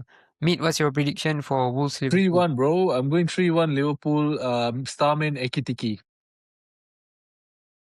Hugo Ekitike. Oh, sorry. That's why I was like wondering why is this guy doing his stretching. Kevin, what's your prediction for 2-1 Liverpool. Starman will be Van Dijk. Header at the back post. Virgil? That's right. Okay, so it looks like the Liverpool fan is the least confident about the Liverpool against Wolves. But shout out to Wolves though. Wolves have been doing great job. Although they are down and out lah. No matter how you look Yeah. at it, they're down and out. But they've been giving some really good performances. Maybe This is the what club. playing without fear does. Like, know Yeah. you don't have nothing to play for, right? Everybody's just playing for their future, basically. So they will That's be up for it. They want to Yeah. play in the Premier League, so they will be hoping another team picks True. them up. Mane might we might pick him up after his performance against us today. And Or he'll go to Chelsea lah, because he's so young. oh yeah, he's young, is it? Okay Yeah. lah, Chelsea lah. Here we go, Chelsea. Yeah. Don't be surprised. And the last game we want to cover is United 2, Crystal Palace 1. It was an early goal by Crystal Palace. Maxime what? Lecoq. Lecoq. Scott. I thought it was a brilliant set piece though. You know it But was so refreshing to see a set piece when nobody is like, Right, grappling he's each not other, like- right? He's just Yeah. like dropped off at the far post, and then Yeah, it was a good goal. a nice looping header. But the same guy then went on to get a red card. Okay, guys, I have to ask you guys. Oliver Glasner said it was an Old Trafford bonus because he agreed that it should have been a red card, but he did not agree that it should have been a penalty. So do you guys feel it was a penalty or not? Because the incident started outside the box. Yeah. Same thing How- as the Guehi challenge on Salah, right? Exact same thing, right? Yeah, What's the difference? There's no difference. Absolutely no difference. So that's the thing about these officials, man. They just don't know what they're doing. And in the rule book, it clearly states that they are trying this season. They were trying to move away from this whole double whammy thing, whereby you give away a red card and send the guy off and give a penalty. So again, they go against whatever that they're trying to advocate. So it's I don't think it's a red card. I don't think the touch and the point of contact is outside the box. Outside, right? Yes. Yeah. He didn't follow through his action all the way to drag him down in the box. So True. it didn't make sense to me, man. Yeah, I think you hit the nail on the head. That was exactly my comparison, because you can't give 1 week as a free kick and give it a yellow card, and then the next week Even to give it the rate, I can see it, but it should not have been a penalty in my view. I felt it happened outside the box. And it happens all the time, right? When the players feel the contact outside the box, they try and move all the way into the penalty box. Not saying that Cunha is a cheat or what. Everybody does it when you got the chance, but the refs should clamp it down. Like the refs should make a stand. Like no, my decision is the foul happened outside the box. I'm going to pull back, and if I'm going to But give you a red what card, you just said is dependent on whether the referee is competent, and as we all know, competence most of is them. not very high. You know, among these referees. Yeah. These guys are crazy. Like their standard is. Sometimes I'm like, wow, can we like hire referees from like other leagues? Just try Right. try something new. I don't understand why the Spanish league and especially I think the Real Madrid president always give glowing references about the EPL refs. Can you believe it? It's got a screw loose. Yeah, Yeah, I cannot believe it. But Bruno Fernandes got another goal from the penalty spot. not an assist.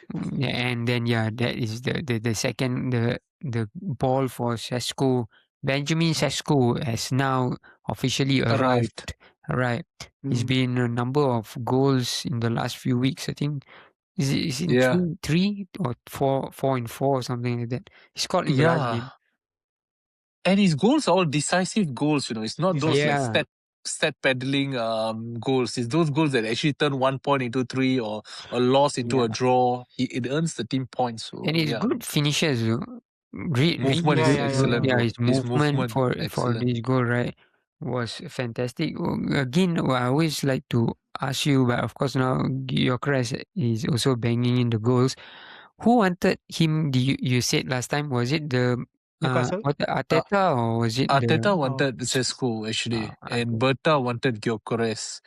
But I can see a bit of why Arteta would want Sesko based on what we are seeing now of how he is doing for United, right? It's a bit of like something like maybe like Kai Havertz could do, arriving in the box, strong in the air and all of that, right? yeah, Shout out to Benjamin Sesko. So Michael Carrick's 7 games and he's won 6, he's drawn 1.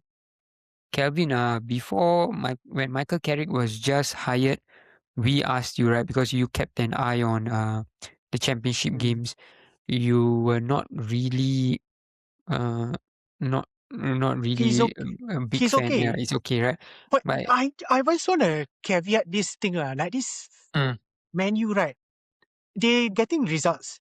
But have you all like wondered, like, a lot of the decisions in a lot of games where could have turned that game on their head have went to like towards them, like Dalo should have been sent off.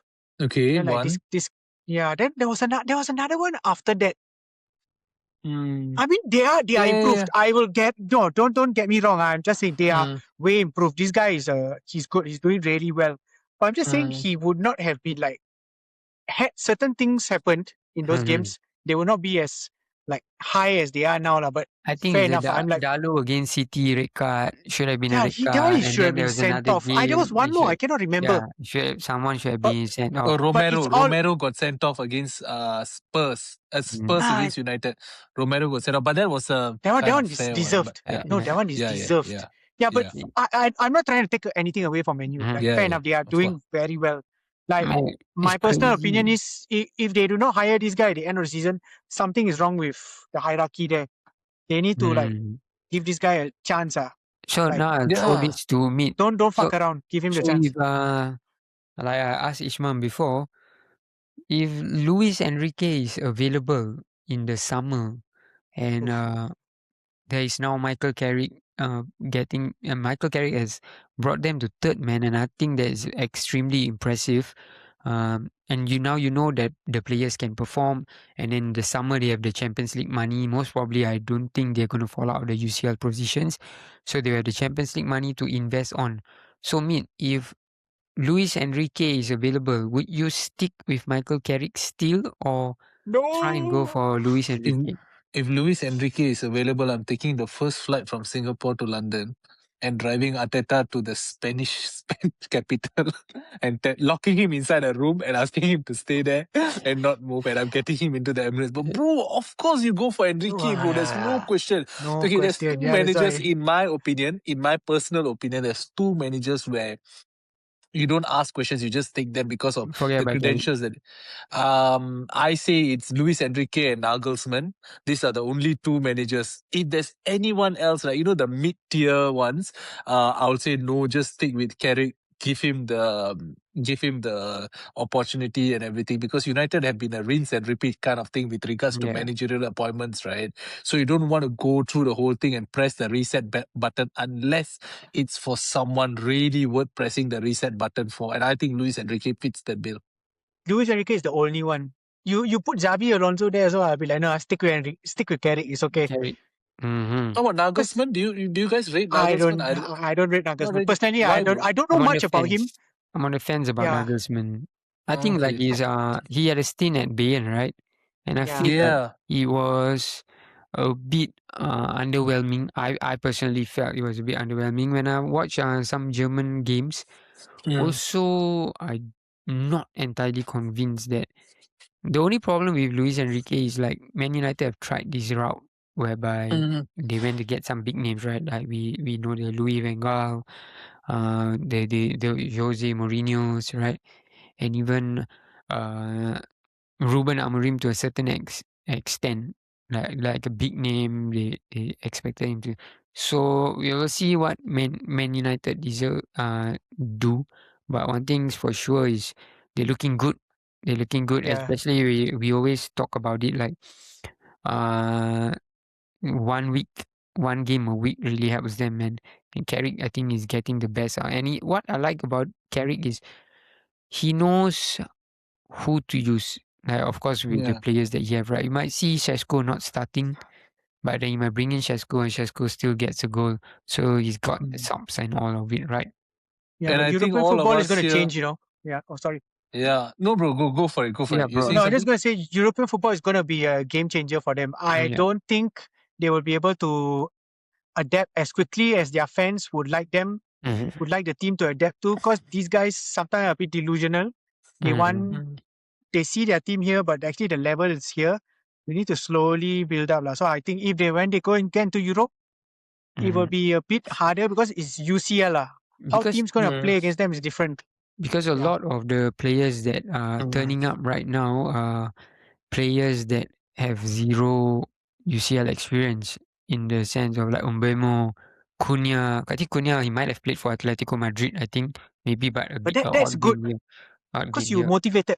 You Yeah, can but look at it a different way. You're motivated. You're like, oh, this is my first time Champions League. I want to rip up this shit. I want to show yeah. everybody what I'm about. That kind of thing. Or it can be go the other way where they're like, oh my god, I'm in the Champions League. Mm. And then you But pass them the the ball, players they will be shock. up for it lah. The players will Yeah, be up they'll for be it. up for it, but physically, will they be able to I think acclimatize like fast enough? with the Champions League money, I think they should also get some decent signings in. So I think that would 100%. help them Yes. in terms of depth and everything. Yes. But it's looking good for United. It's looking good for Ishmael. It's looking good for Heikel. Don't know where they're gonna lose the points, but hopefully it happens in the next game. So I see all three of us. I wanted to just ask the two of us, since it's just the three of us, right? Don't you guys miss Onana so much? yeah, man. Yeah. What a player. I miss. My God. I miss So sad Onana. seeing a competent goalkeeper there. Ay. I miss Onana. I miss Amorim. And Nitin is back from daddy duty. Bam! Daddy duties took. It's So never what was it? over. Feeding. Like a feeding, is it? Romero speckle. It's like a loan. I'm loan back now. It feels I like gotta go. you went on a 4-game suspension. Even you came back faster than Romero has came back. But That's on that why. note, we will wrap up the Man United segment with our predictions for this game. It's going to be a tough one for Man United. It's against Newcastle. Man, you are away, right? Yeah, St. James Park. Yes. Okay, so my prediction, I am expecting Michael Carrick's first loss to come here. Because as much as I'm not a fan of Newcastle, everybody knows, right? It's 28 weeks. I mean, how you guys don't know that I'm not a fan of Newcastle by now? But it's a tough ground, although Newcastle are quite bad. There are the games that they can turn up. Although again, there was the result against Everton. They lost at home as well, like just. I'm expecting Newcastle to win this 2-1 with, I think Anthony Gordon against Diogo Dalot. So I'm expecting Anthony Gordon to bang in a goal or assist. I'm going Kevin, 2-2. yeah. Okay, mid 2-2. Wow, that should be entertaining. Bruno Fernandes, starman. Bruno. Yeah. Kevin, I you also was going to go 2-2, but I changed my mind to go 3-2 menu. hell Umbermo man, to bro. be my stomach. Sial lah, we really miss Onana, sial. Nitin, Yeah. I was thinking, I Mine was like, oh yeah, exactly Onana the not playing, huh? mine exactly the same as me. They're going for 2-2 with Bruno, but then I'll change lah. I'll go 2-2 with. You know what, Sesko, man? He's on form. Benjamin. We'll see if Sesko. for this game particularly, I want to see where these Man U fans are, what they are feeling. So Ishmam's prediction for this game is a 2-1 Man United victory. Leeds United fans tell you sometimes with Bruno Fernandes as the star man. And Heikel predicted this game. Just give me a second. Heikel predicted it to be a 3-1 Man United victory at St. James Park with Bruno Fernandes as the star man. It's all the confidence flowing now. Yeah, this Michael Carrick. Oozing sauce. Yeah, Michael Carrick's army, Red Army. Michael Carrick's Red Army. Okay, with that, I just want to segue quickly into one of these guys that's very misunderstood among the Man United fans as well over the years is this Bruno Fernandes, right? Do you guys feel that once he leaves, do you guys think he will leave in the summer? I think he'll leave, and I think they're going to replace him with Cole Palmer. Cole Palmer. That's my take. Kelvin, do you think Bruno Not is this season. He'll probably stay for another one. yeah? Then the next one, by then his legs should be like totally gone. And guys, I'm not saying that this Cole Palmer thing is out of vibes or out of what I feel. You know, Cole Palmer went to Dubai over the 1 week break, and one of his closest best friend, posted a story on Snapchat saying that matter of time. ... Man United ... This was really? This was real. It happened. No, just he's like 5 a days known ago. Man U fan. Huge United fan. Yeah, so I really feel it will happen. Nitin, do you feel Bruno is going to leave? I hope not. He's one of my favorite players to watch, actually. Aside from the stupid, fucking diving and complaining. Whining all the time. Whining. Right? Other than that, I love creative midfielders, and he's right up there with the best of them. So I hope he doesn't leave. I think he will stay for one reason. I mean, look at him this season. He still has so much to offer to United if they play him in the correct position. In the So position, right? if they're looking to let him leave, they better have someone like Palmer on standby to replace him. If not, you're underestimating the amount of importance this guy plays to the United team. Yeah. I think he will not leave for the sole fact that they are back in the Champions League. I think he will want to experience that with United, and then he leaves the following season. Oh, he hasn't done it. He has, right? He has played United. Yeah, he's played. But I think it's been a while since they've been back there. Right? Just to bring them back there, and they have a decent squad now. Whoever the manager might be at the end of the season, and they're looking good. They're looking good. I think he would have left if Amorim was the manager because of where he was being deployed at under Amorim. I think that was a bad decision from Amorim. Let's see. So other notable results that we have in game week 28 was Wolves' victory over Aston Villa 2-0. Emery is starting to lose his shit. He did not comb his hair for this one, I think. I think he didn't shake the manager's hand again. Is it mid? Yeah, he didn't. He didn't shake the hands. And the worst thing is in the post-match interview when Sky Sports actually asked him about it, he said that the game was over. Then I was like, yeah, obviously the game is over. After the game is over, only you're supposed to shake the Yeah, hand, what right? are you supposed to do? Shake hands with him 80 minutes. This fella, Emery has a big head loss whenever the team Things loses. don't, Right, yeah, things don't man. go your way. I mean, like, come on, man. Like, just be a man I about think he's it. just very frustrated like in general because Villa still have to play by the the financial fair play rules. Yeah, but I think he's we gave just him Harvey Elliott.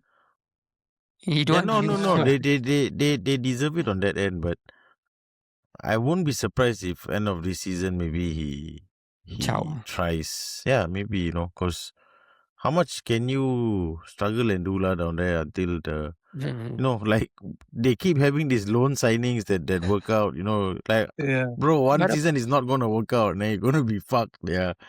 But a part of it, he is to be blamed as well. They had a fantastic opportunity to go into the Champions League to avoid all these FFP issues, right? Last season.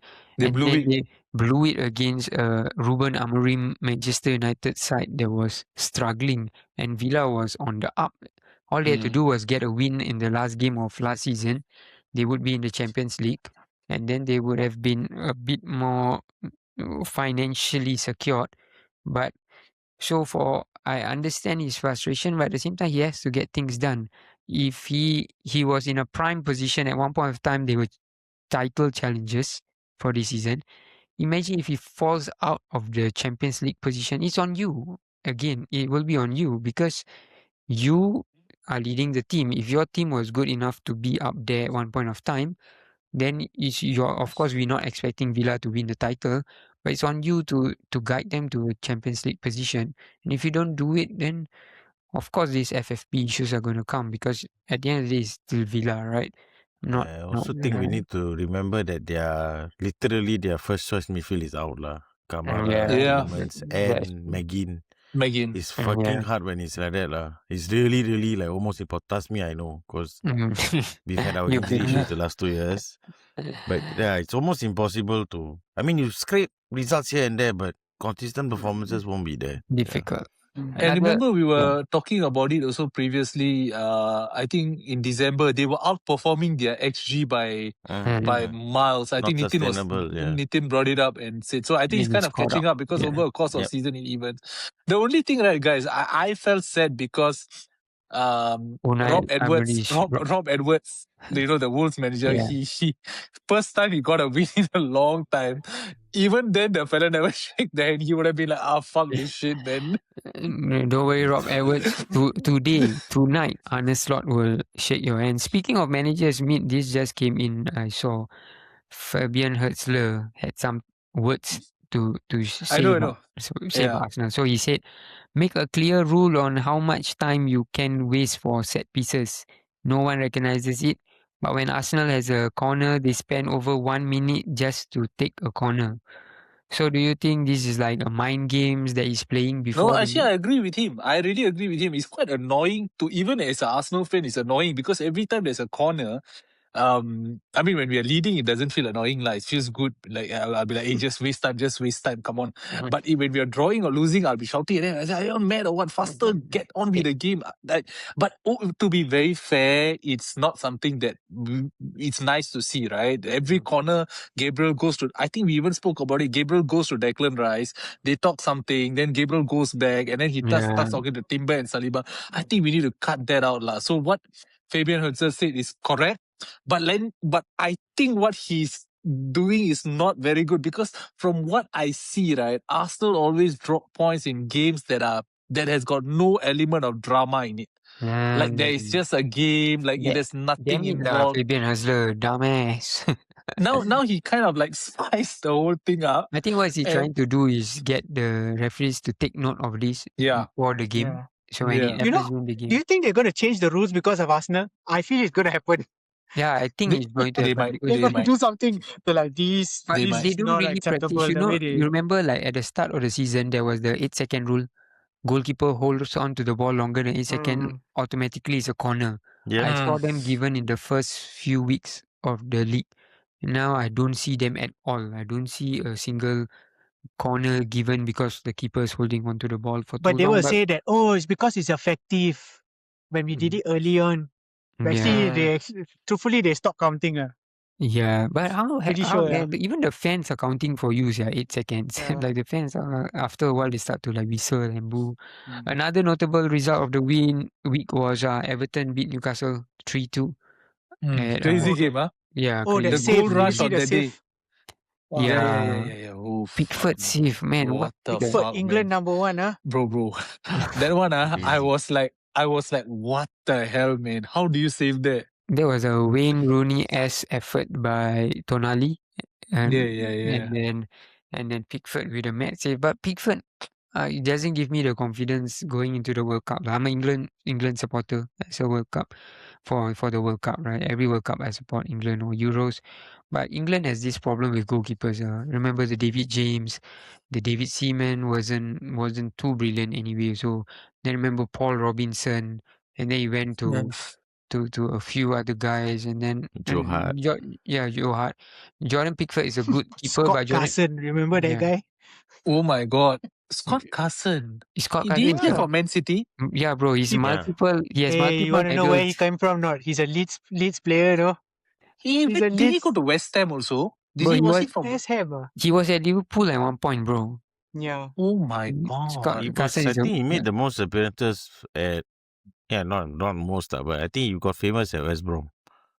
Yeah. Yeah, Oh, correct. So interesting. that's one of the reasons why I think it's tough for England. Let's see. Let's see. We will come back if you guys want it. We will come back during the World Cup season, maybe here and there, and round up some things. We'll never know. So that's about all for this. So as usual, we round up our episodes with our picks of the week. So for goal of the week, who do you guys have? My goal of the week goes to Iwobi. I think I find it was an impossible angle to side foot it to the corner of the post. So I'm going to give it to Iwobi. We're How taking you guys? the week 28 or so, right? Yeah, if you have week 27, we can go ahead. Then I'm going to take Stark's Oh, free free kick. kick against. The Oh, one that's why where you asked when for a I week. was like, Yeah, that's why you asked, very right? important. You Very need to important. go back a week. Okay, bro, never mind, I give you. Need y'all to remember the brilliance. Wow. Anything. Yeah, for Nitin, me, you want to go same. first, bro? Yeah. Iwobi's goal definitely. This week's a bit slim pickings, but I thought definitely. Brighton had a solid goal as well. What's the fella's name? I think it's from his volley. His volley was Oh, cut across. Diego, Right? Diego. Yeah, Diego yeah, Gomez. Iwobi's finished though. Side yeah. foot from I that didn't expect him. distance. Side Class. netting. I mean, the guy's really good. I hope he goes. He carries on his form, and he's 25 now, entering his prime years. The He hell, could be he's only 25. he could be a Man, solid signing, man. I think he was like a young dude at Arsenal lah. I just kept thinking he's been around for so long. I was expecting him to be 28, Eh, 29. alamak, I talk of. Sorry, 29. Nah. Okay, correct. Do Sorry, you I guys just double check. know? Do you guys know that he's JJ 29. Okocha's nephew? Yeah, nephew, yeah. No, Yeah. oh, JJ His uncle Okocha, is man, nice. what a player, what a player. Yeah. And meet your goal. I'm going to go with Iwobi. I was really trying hard to think whether there's anything else close. I'm going to go with Iwobi. All right, there we have it. 3 will be one stuck from week 27 because he's Leeds fan. What? No biasness, by the way. Your player of the week, my player of the week is Ekitike. I think he had a fantastic game. Especially, I always don't take it lightly when players are fasting and they are playing. I think it's such a like for me although I'm fasting, right, I'd be like, so like I want the day to be like chill. I understand it's their jobs, but it's a job that requires high energy, high intensity, especially in the Premier League, right? So my player of the week's Hugo Ekitike. Same. That's my player of the week. He was excellent. Yeah. My Really player of the week is going to be Sesko. I think he comes up with a lot of clutch goals, man, and his movement in the box and that air time that he managed to generate to finish that and get good strength behind the ball. I think he's moving gear to gear really good. So I'm going to give it to Sesko as my player of the week. It's the bus cut, I think.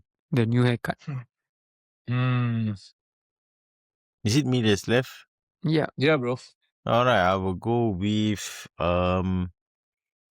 yeah, I'd go with Ekatike, but he's already been mentioned, so I'll mention another guy. Actually, quite a big fan of this player, Mikel Damsgaard from Brentford. Often doesn't get headlines, but scored 2 goals this week.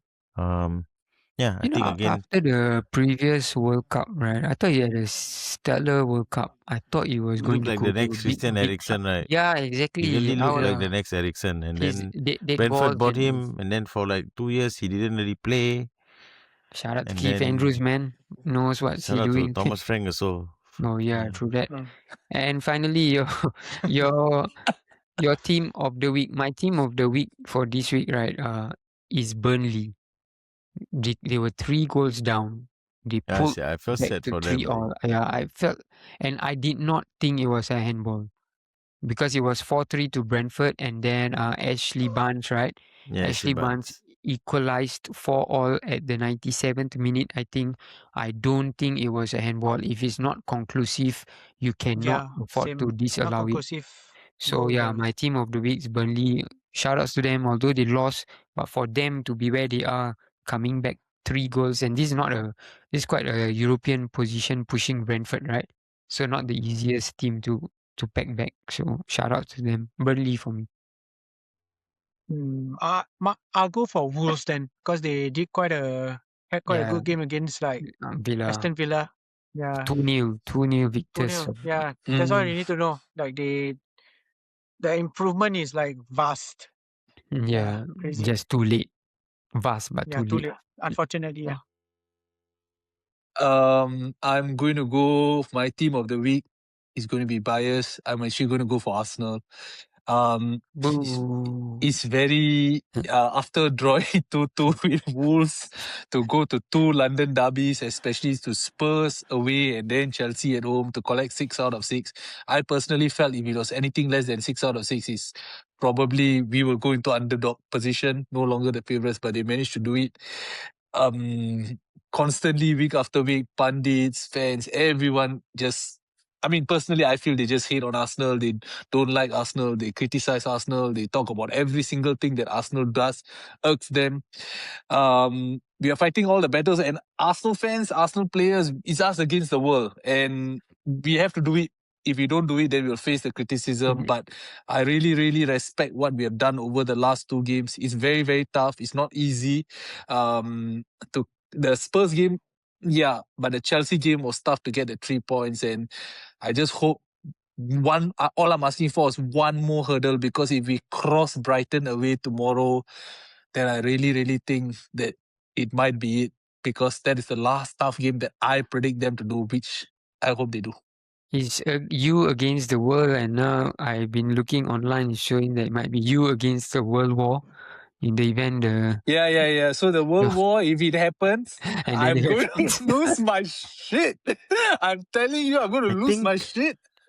Okay? I think they should cancel the league though. This season. This guy, I saw on Instagram there was this post and it popped out on my feed. It said that the World War III, and I saw this guy liked it, he liked it, and I was like, what the fuck?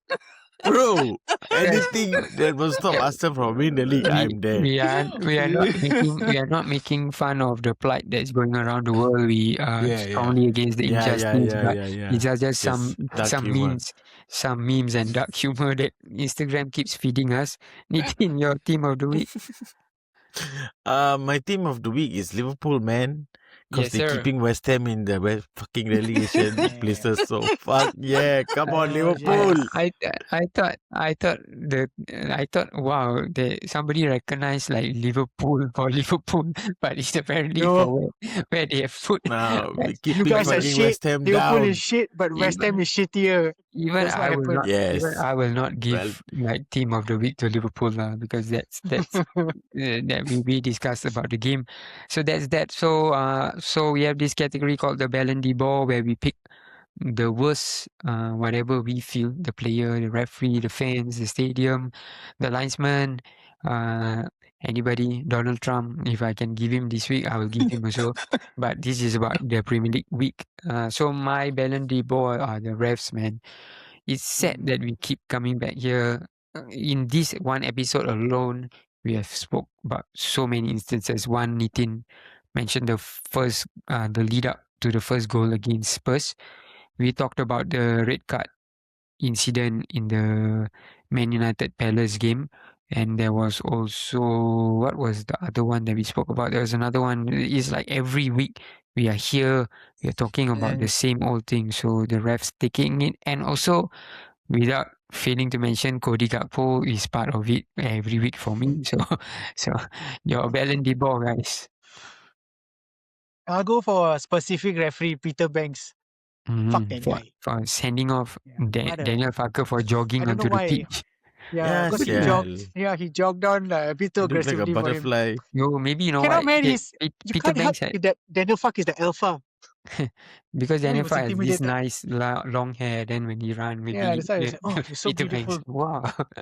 Because Mate, the fact that he actually had the red card out before the guy even came. yeah. So what that's is the it for? Right? What yeah, is- yeah. I'm really He curious, didn't even man. give no words were even spoken, and he gave the red card straight away. So I I feel this one is a really bit of a rush. You know, like they have a power trip, Yeah. like you want to assert dominance kind. Like why? Yeah, Maybe he it's ran okay to lah. shake the hand. Shake the hand also problem. Never shake the hand also problem. Don't know No lah. idea lah, bro. Meet your Ballon d'Or. My Ballon d'Or, before I mention, I have to tell Kel, I'm sorry. No, it's okay. I know you explained it and everything, and I fully understand there's Mm. benefit of doubt that will be given and all. I understand that. Fair But enough, yeah. to the bunch of Leeds fans, I know it's a very small minority because in my fan group also there's some similar small fans who do stupid acts that tarnish the reputation and people label the club for it, right? The fans who actually booed when the players were breaking fast.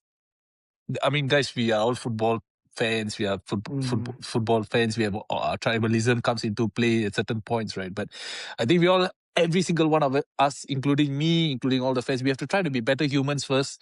And I think one of the core values is actually respect. Just respect people. Just be kind. It's just 3 fucking points. It's just a football game. At the end of it, in June, we'll all be sitting and watching the World Cup. And then next year, we'll go all over again. Okay. But there are people and feelings and emotions that we need to respect. And I think that's very, very important. I'll say again, it's not describing the whole fan base. Definitely not. Even Cal messaged me and said that, it doesn't look good and everything. But the small minority who actually booed, these were players who were breaking their fast after 12 or 13 hours of not eating, and they're playing professional football. No, not our football under the void deck or whatever. No, they're playing professional football. So how would they have felt at that moment when they were booed? Like they would have, I'm sure they would have felt very, very sad. So I think all of us can be better humans, man. And I think it starts with small things like this. So yeah, that's my take. Super, bro. Politics is for you. Nice one, bro. But I do, as a football fan, right? I do not 100% think it was an act of racism. I think a lot of them, they just felt like, they had the momentum and this was taking away from them or something of that nature. It didn't feel racist to me, at least. But still, they should be more tolerant, It's not an unreasonable request.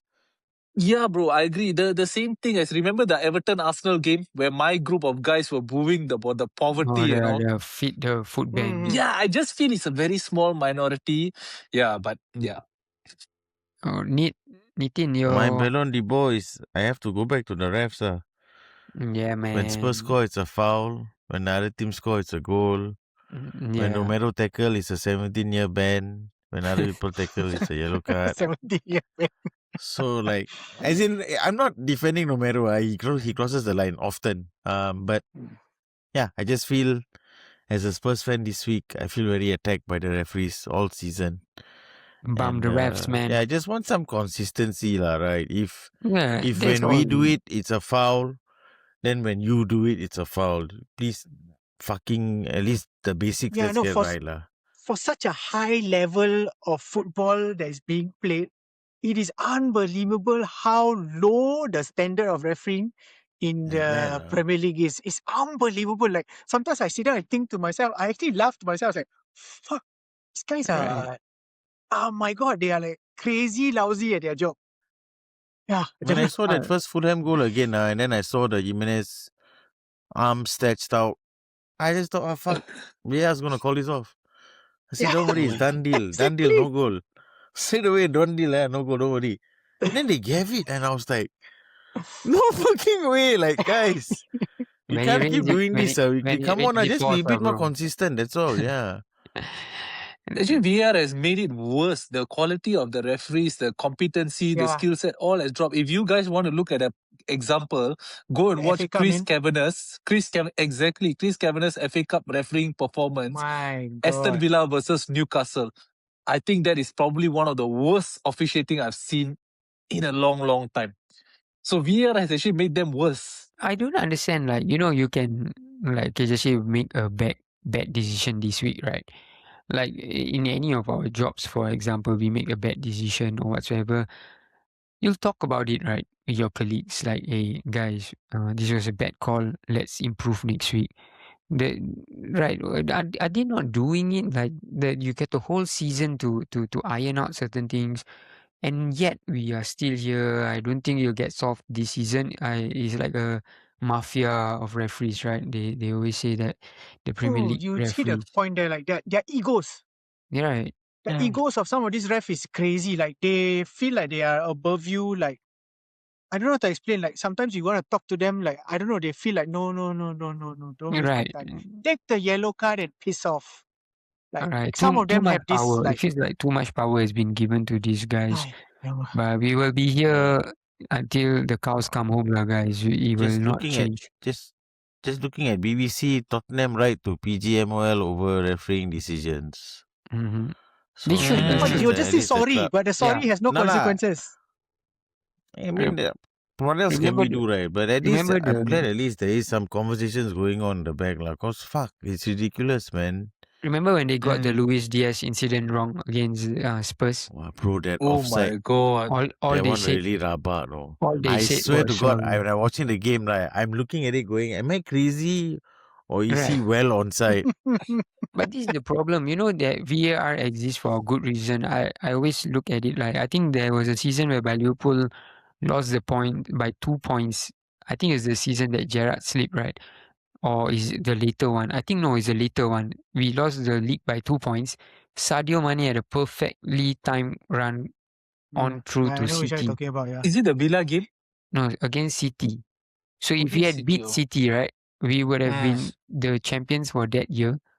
So I understand. And that point of time, there were no VAR. So VAR is supposed to make it better, right? I'm a fan of VAR, but it must be used correctly. If it's offside, and imagine it gets called on or the other way around, right?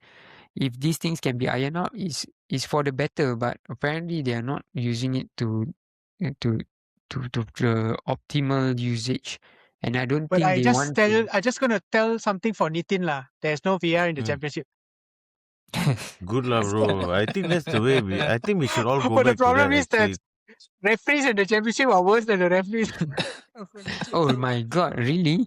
I don't think I will get to experience this lah. But when it's time to have this conversation with you, Kevin, I will. But right now, Okay. I'm still Right now, I'm still hopeful we'll be a Premier League club next Can. season. But Yeah, if the time comes, I'll Just informing definitely you of experience. what is awaiting you should it happen.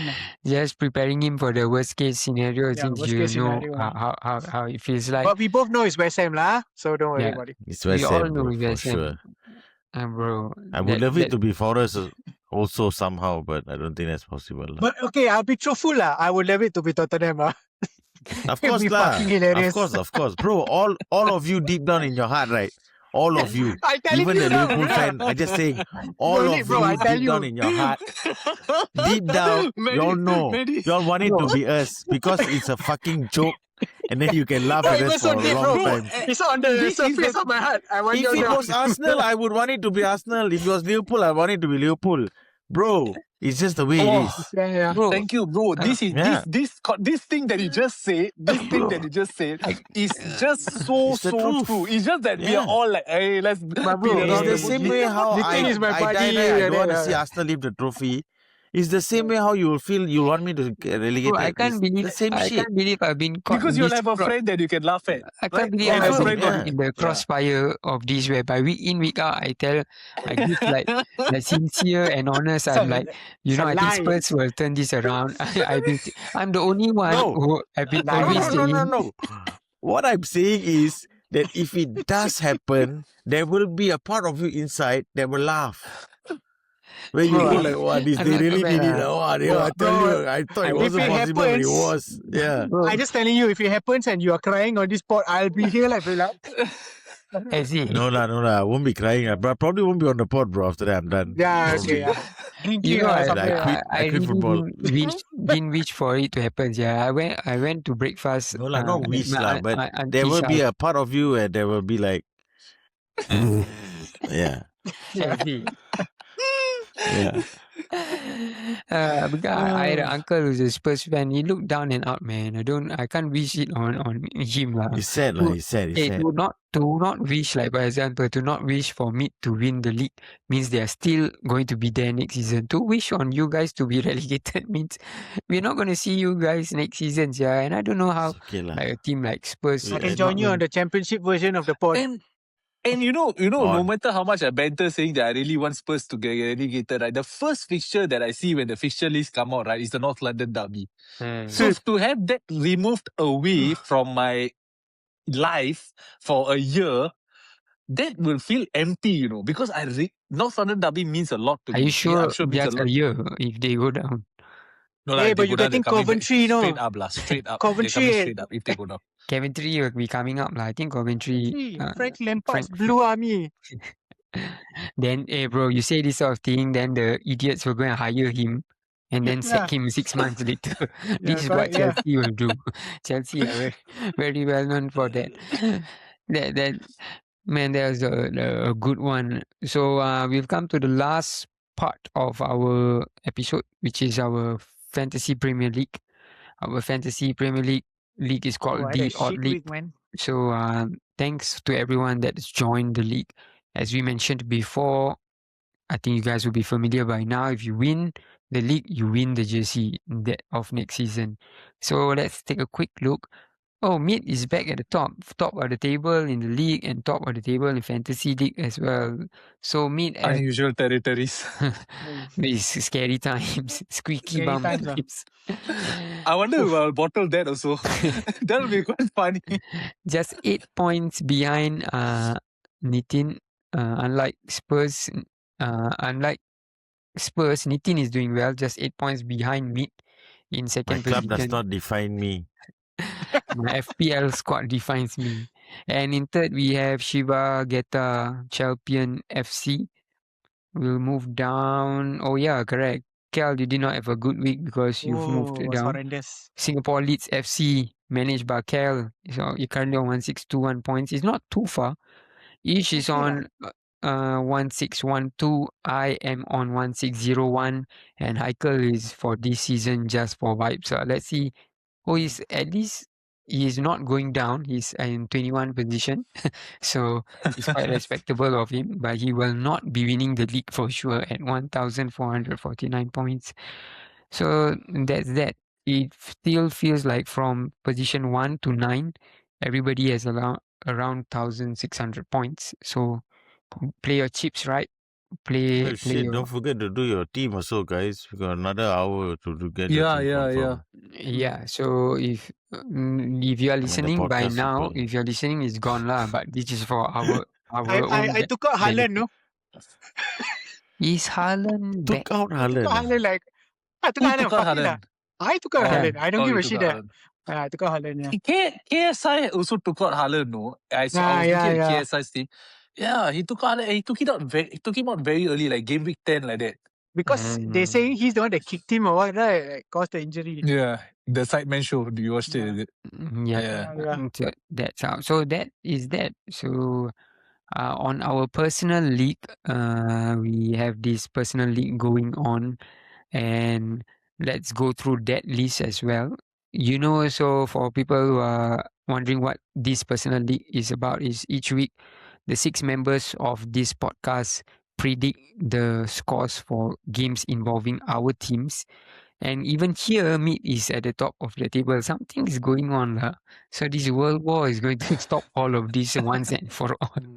So Meat is at the top. How we calculate the points might be a bit confusing for you. Just know that it's Meat, Ish, Nitin, Kel, Heikel, and lastly me. I need points. So Nitin, I predicted that Spurs will win this week. Please do me a Bro, favor, man. I'm the one guy masuk that's for on your you, bro. team. So that marks Sure masuk. the end of this episode. We've had a good time. We hope that you've had a good time as well. What's on the weekend? Is the FA Cup again, is it? FA Cup, yeah. FA Cup. So you will not Arsenal has a be big game against Mansfield. Oh yeah. Huge. You know, Huge. we have been having so much of luck that I'm so scared something is going to happen. Yeah. Big cow, Gosh, soon. FA Cup Like we all are FA Cup, those guys. their Champions League draw. Look at that. I was like, what? That's right. Okay, so Meet, before we go off, do you think you will get the Champions League? I mean, the side of the draw looks favorable. Do you think you will lift your first Champions League this season? I mean, Wow. touch your heart. I mean, of course, He's gonna start about heritage and all this. Bro, the league heritage, even the question sends goosebumps down my spine. I think we'll make it to the finals. I personally think we'll make it to the finals. In that bracket, we can get through. But the finals is going to be tough, man, because I anticipate either Bayern or City to be there. PSG maybe. Liverpool, I think No, a bit. I don't think though. because Liverpool get through Gala, right? Their next game Yeah. is PSG, or Come on, the Liverpool. winners. Winners between PSG and Chelsea, which I think will be PSG lah. PSG. It's not a Club World Cup finals where PSG are tired and stuff. So I'm going to be just. I think Liverpool optimistic. beat PSG, man. really, I just saying lah. Yeah, I think bro, so. I This year predict they're not them the same to- PSG. I predict not them the not same to even PSG. win Wales.